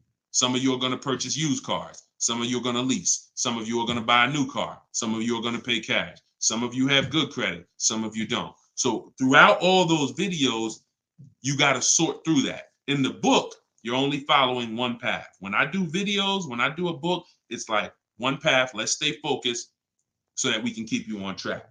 That's why it's step by step. Yeah, that's how the book is designed. All right. How do you purchase a vehicle without proof of income? That's tough. You need other things that are going to weigh. That's a good question. So if you don't have proof of income, credit profile gets you approved, not credit score. So proof of income is usually only required when you have a lower score or you have a new company, new business, and they need some type of way to, try to, make sure they're going to be all right recouping their money. How is the car going to be paid? So if I didn't have proof of income, then I got to work on credit. Or I got to have a lot of cash. And even then, what's the reason we don't have proof of income? Once I know that, I could better explain. What's the reason we don't have proof of income? Seems dealers don't care about mileage if you release with them. That's now good time. So now watch this, y'all. This comment just came in. We'll still cycle through all the comments. We got another a little while in this hour. We're getting through as much as we get through. It's good time on YouTube said, seems dealers don't care about mileage if you release with them. Absolutely a mirage. I asked y'all earlier, who's had somebody say, a dealer say, oh, we'll take care of the old payments. We'll take care of the mileage penalty. It's absolutely not true. And since 2006, here's the only time, shout out to y'all running the likes up on TikTok. I appreciate it. Y'all keep running them up. Thank you so much. Shout out to the sharers. Could everybody who shares good information, just hit the share button wherever you're at and share with somebody if you're in this sharing. So I've never seen mileage taken care of, ever. No program, no bank, no leasing company, and we've done thousands of transactions. I've never seen a leasing company say, we'll forgive mileage. Never. So that does not happen. Mileage penalties let's say we calculate a $2,000 mileage penalty, that gets rolled over to your next lease deal, and we're working that lease deal with that $2,000 accounted for. So whatever the deal is we're working you, now, perfect, here's what it is, make sure that $2,000 penalty is in there. You pay for that. Now, in some cases, very rare, there's loyalty programs where they waive some payments. Mercedes used to have this. It's since gone away, and they didn't have it on every vehicle. They didn't run it every month, where if you lease another Mercedes, we'll cover 3 of your old payments. So you could get out 3 months early, no penalty, but it had to be waived. Since I got into the business, I've heard dozens of people sitting around me say, we are going to be waiving those, but we're going to be taking care of those payments. Are you waiving the payments? Or what do you mean by that? Are you waiving the payments? See that, and when you ask them that question, I don't want you to even go in looking to get out early. I'd rather you know what your deal is, so you can shop from home the way I teach, where no one has to reveal that information to you. No one is. If you got the right strategy, you're never putting yourself in a position where someone can lie to you without you knowing it. So if you go in the old way and you go into one dealer and say, hey, I'm looking to get my, new lease and I got like penalties, and they'll say, okay, we'll take care of it. That's putting yourself in position to be lied to. Oh, we took care of that. We built in the payment. Yeah, all the payments are taken care of. This is your new payment. When we shop, when we take control of our deal, that's not something someone's telling us. That's something we already know, because when we're over on mileage, we always want to see how much can we sell the car for. I was over mileage on my Jeep, sold it, still made money. There's plenty of people who go over on their mileage and can still sell their lease and make a lot of money. Even if they break even, they avoid the penalty. So first is always to do our equity assessment and see how much we can sell the car for. And if we can sell it, we avoid the penalty. And then we're choosing payments. Do we get out early? Do we make the payment? You see, when getting out of your lease early, unless you sell the vehicle, y'all, you can't get out of your lease early. You're breaking a contract.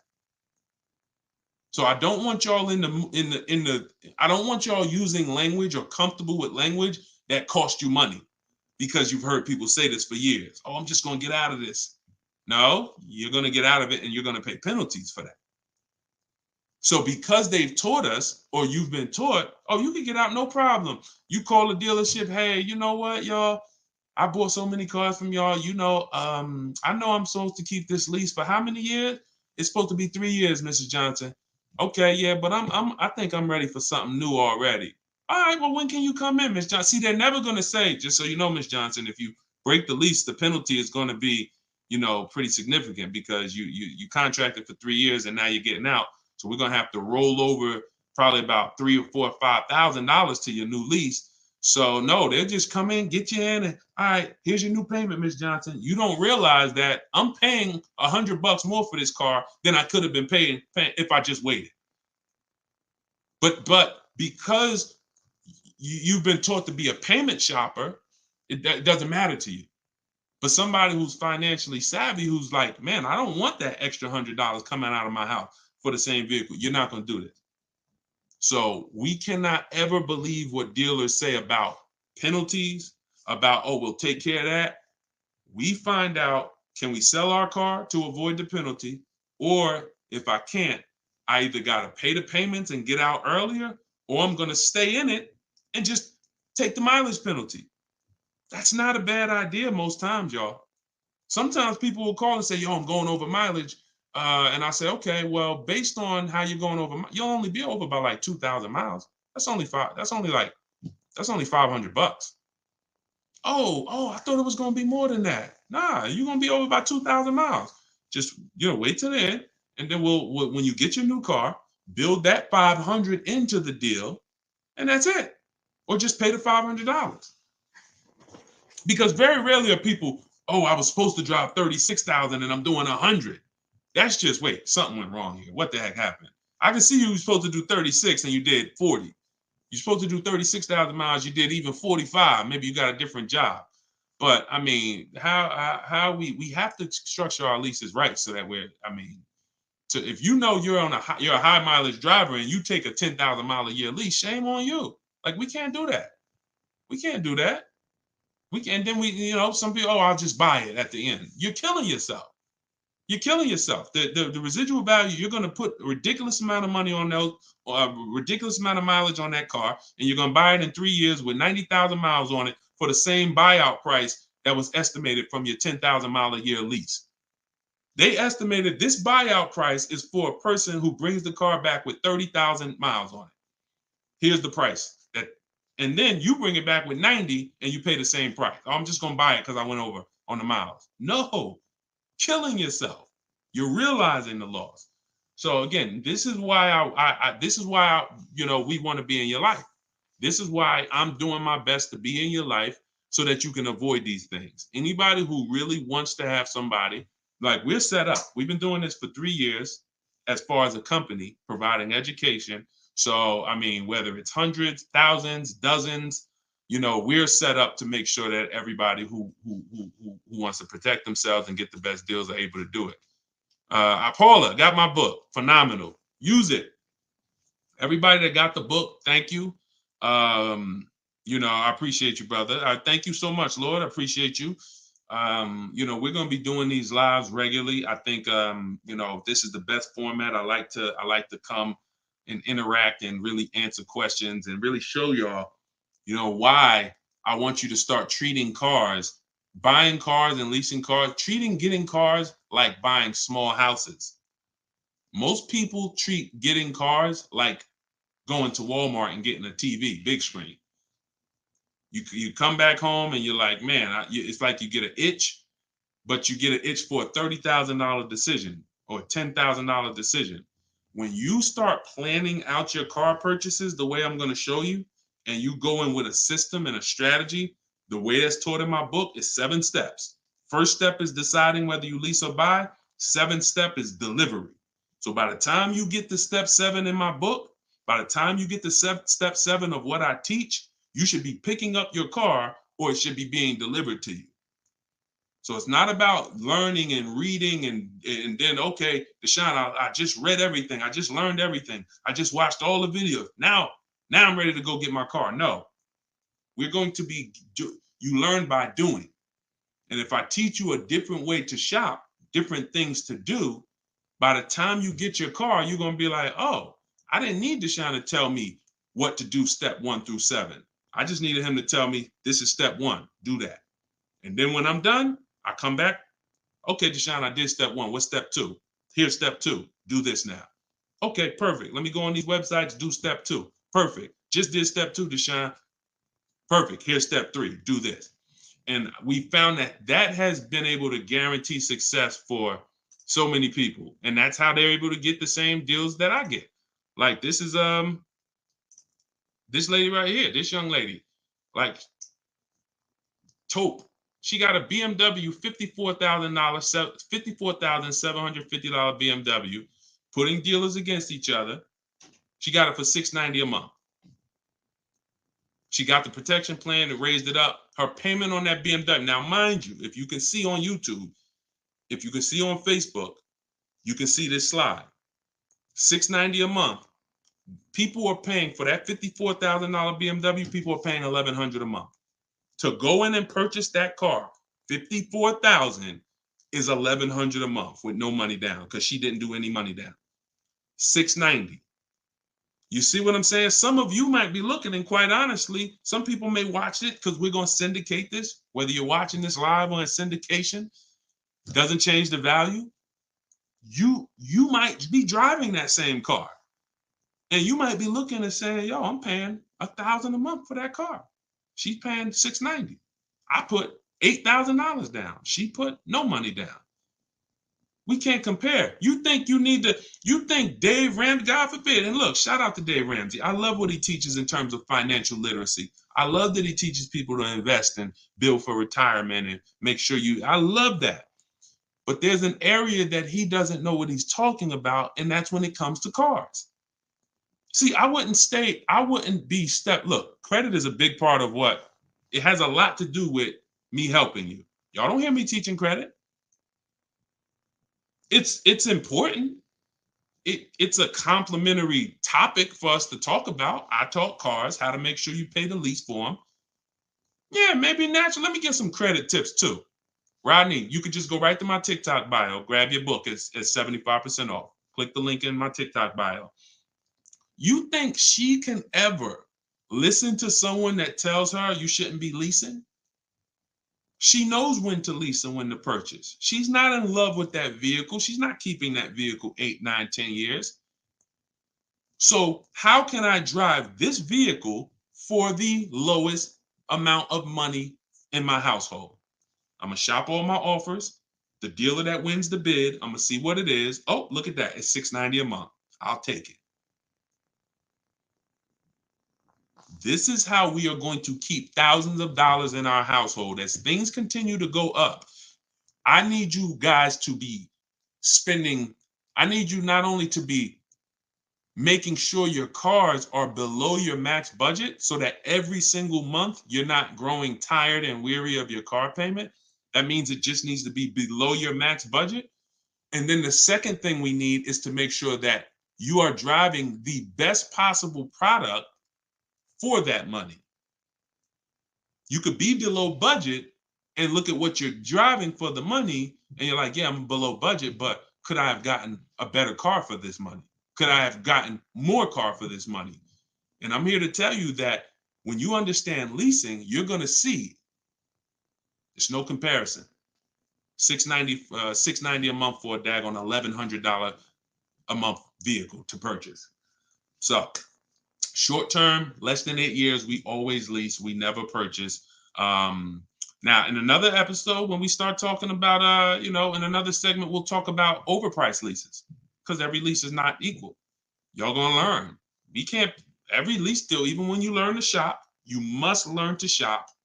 You must, because 80% of dealers are overpriced on their leases. 80% of dealers who gave Taupe a quote, let me come back from this screen. 80% of dealers who gave a quote to this young lady, Taupe, on her BMW were a lot higher. Some of you even saw it on the video. It said it when she wrote it. It said, man, all these other offers were a lot higher. That's how it's supposed to be. So you can't go back and forth with one dealer. You must reveal the best dealer, the best offer through multiple offers. So that's what you do. And you do that whether you're leasing or purchasing. And when you start doing that, you'll understand. That's in the book. That's what I teach. Bids. Bids. One-to-one negotiation is dead. I want y'all to eliminate one-to-one from we never do it. Because you cannot do that with any other item and win. You can't do it with you can't do it with jewelry. You can't do it with groceries. You can't do it with televisions. You can't do it with houses. One-to-one negotiations, you lose every time. You must see multiple options, multiple offers, and then we pick the best one. And what you see is that's going to be done with loans we get, cars we buy, and cars that we sell. We don't trade. So, all right, yeah, this has been great. I need her contact. I don't know what you, I guess y'all having a conversation. I didn't know what y'all needed contact-wise. All right, let's see. Is buying and selling a car a good hustle? I'm not really teaching people how to buy and sell cars because,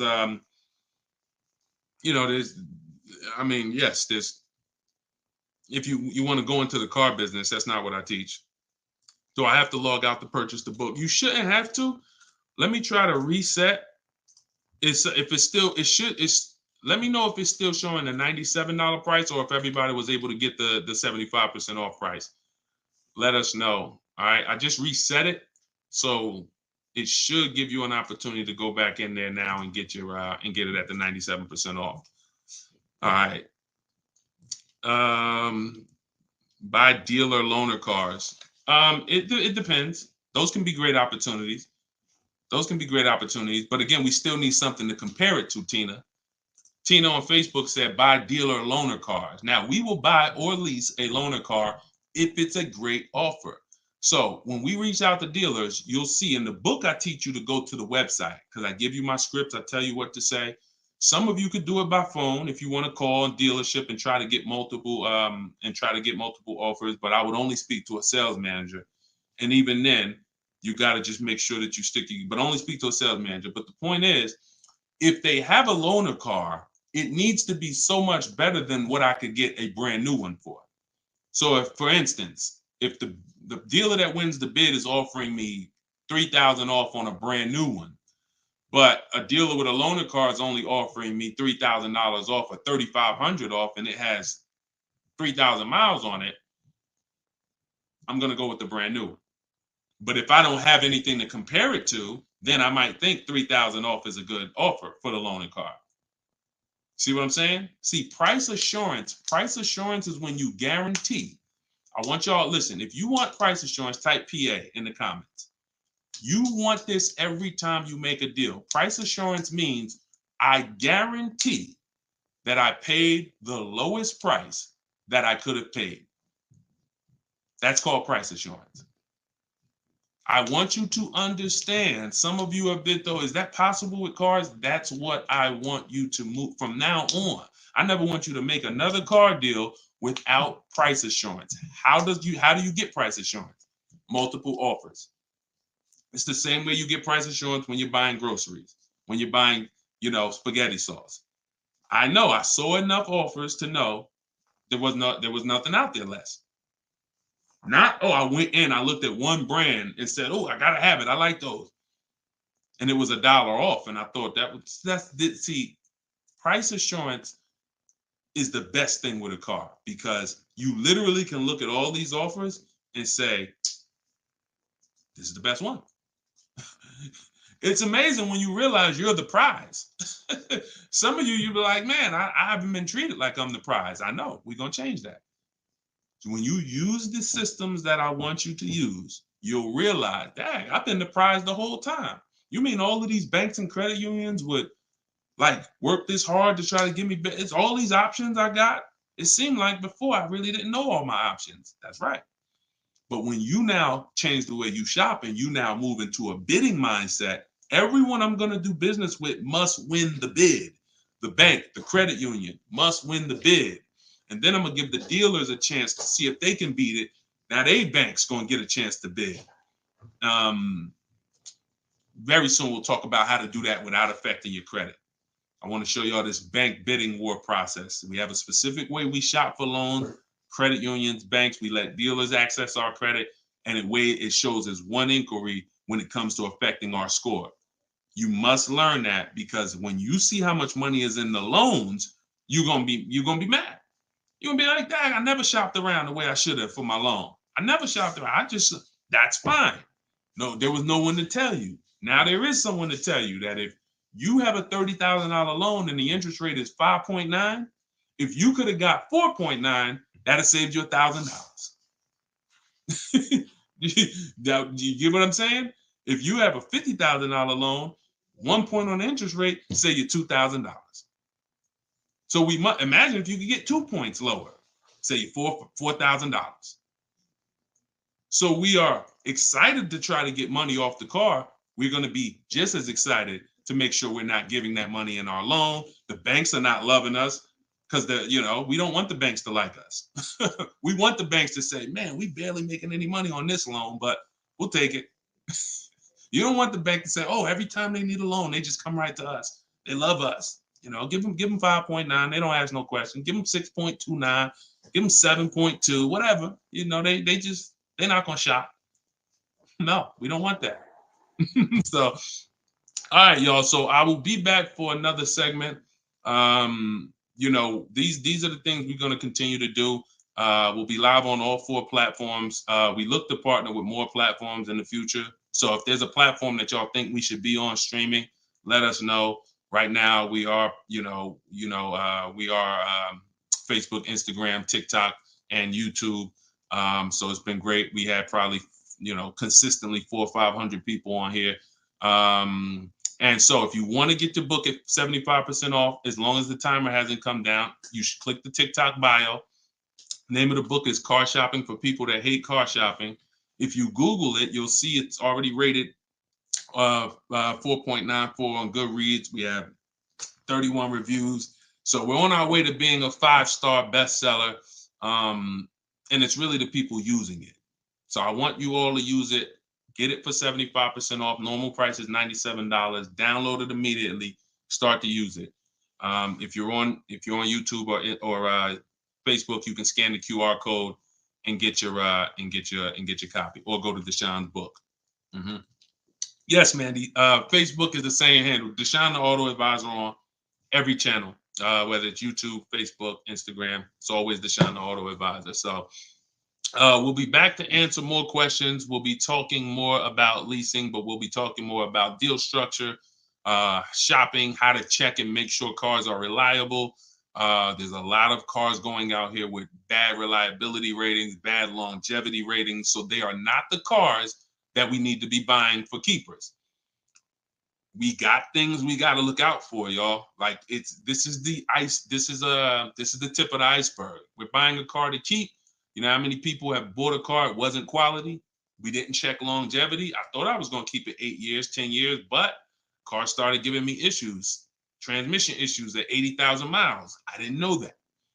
We got to make sure we're checking these things. We got to make sure we look into every, so we'll break this down step by step. I'll be going over my system, my 7-step system, and just going deep with pieces of it and answering you guys' questions. Borrow against your money in the bank. Yeah, that's fine. Whatever gets you the biggest net return, Tina. She said, I don't get loans. Borrow against your money in the bank. As long as, just whatever gets you the best net return. I'm just here to tell you that interest isn't the only loss on money. Opportunity cost is a loss. When it comes to financial, if you were taking a class on finance, opportunity cost is real. If I could have put my money in something and made 10% on it, but my money was in a car and I didn't have that money, and that money is losing me 10% in the car. So let's just say I put the 20 grand in the car, and then every year that 20 grand is worth 2,000 less, then I'm losing. It's a negative 10% return every year on that 20 grand. When I could have had that 20 grand somewhere getting me 10%, use the bank's money at 4%, and now I'm still at a net positive when it comes to, am I richer at the end of the year? Am I richer at the end of the month? So I just say that to say we've been taught when it comes to finance, we just talk interest. Oh, I don't want to pay interest. I don't want to pay interest. But I'm here to make sure everyone knows the total package of why people who don't pay cash for cars, who could afford to, who literally can write $100,000 check for anything they want, why they don't. See, I'm not interested in, I'm interested in why the people who could pay cash for cars choose not to. And it's not what you've been taught. It's not because, they just love debt. No, these people have paid off houses. So these are the things that we're going to be talking about. So, and again, all in my book. If you want it all in one place, grab your copy. But yeah, this was a great segment. We will certainly be back. Always a pleasure. And just make sure you're subscribed so you do get notifications when we go live. Make sure you're subscribed on TikTok. Make sure you're following so that when we're live, you can jump on because we're going to be doing this a lot. All right. I'll see y'all soon. God bless everybody.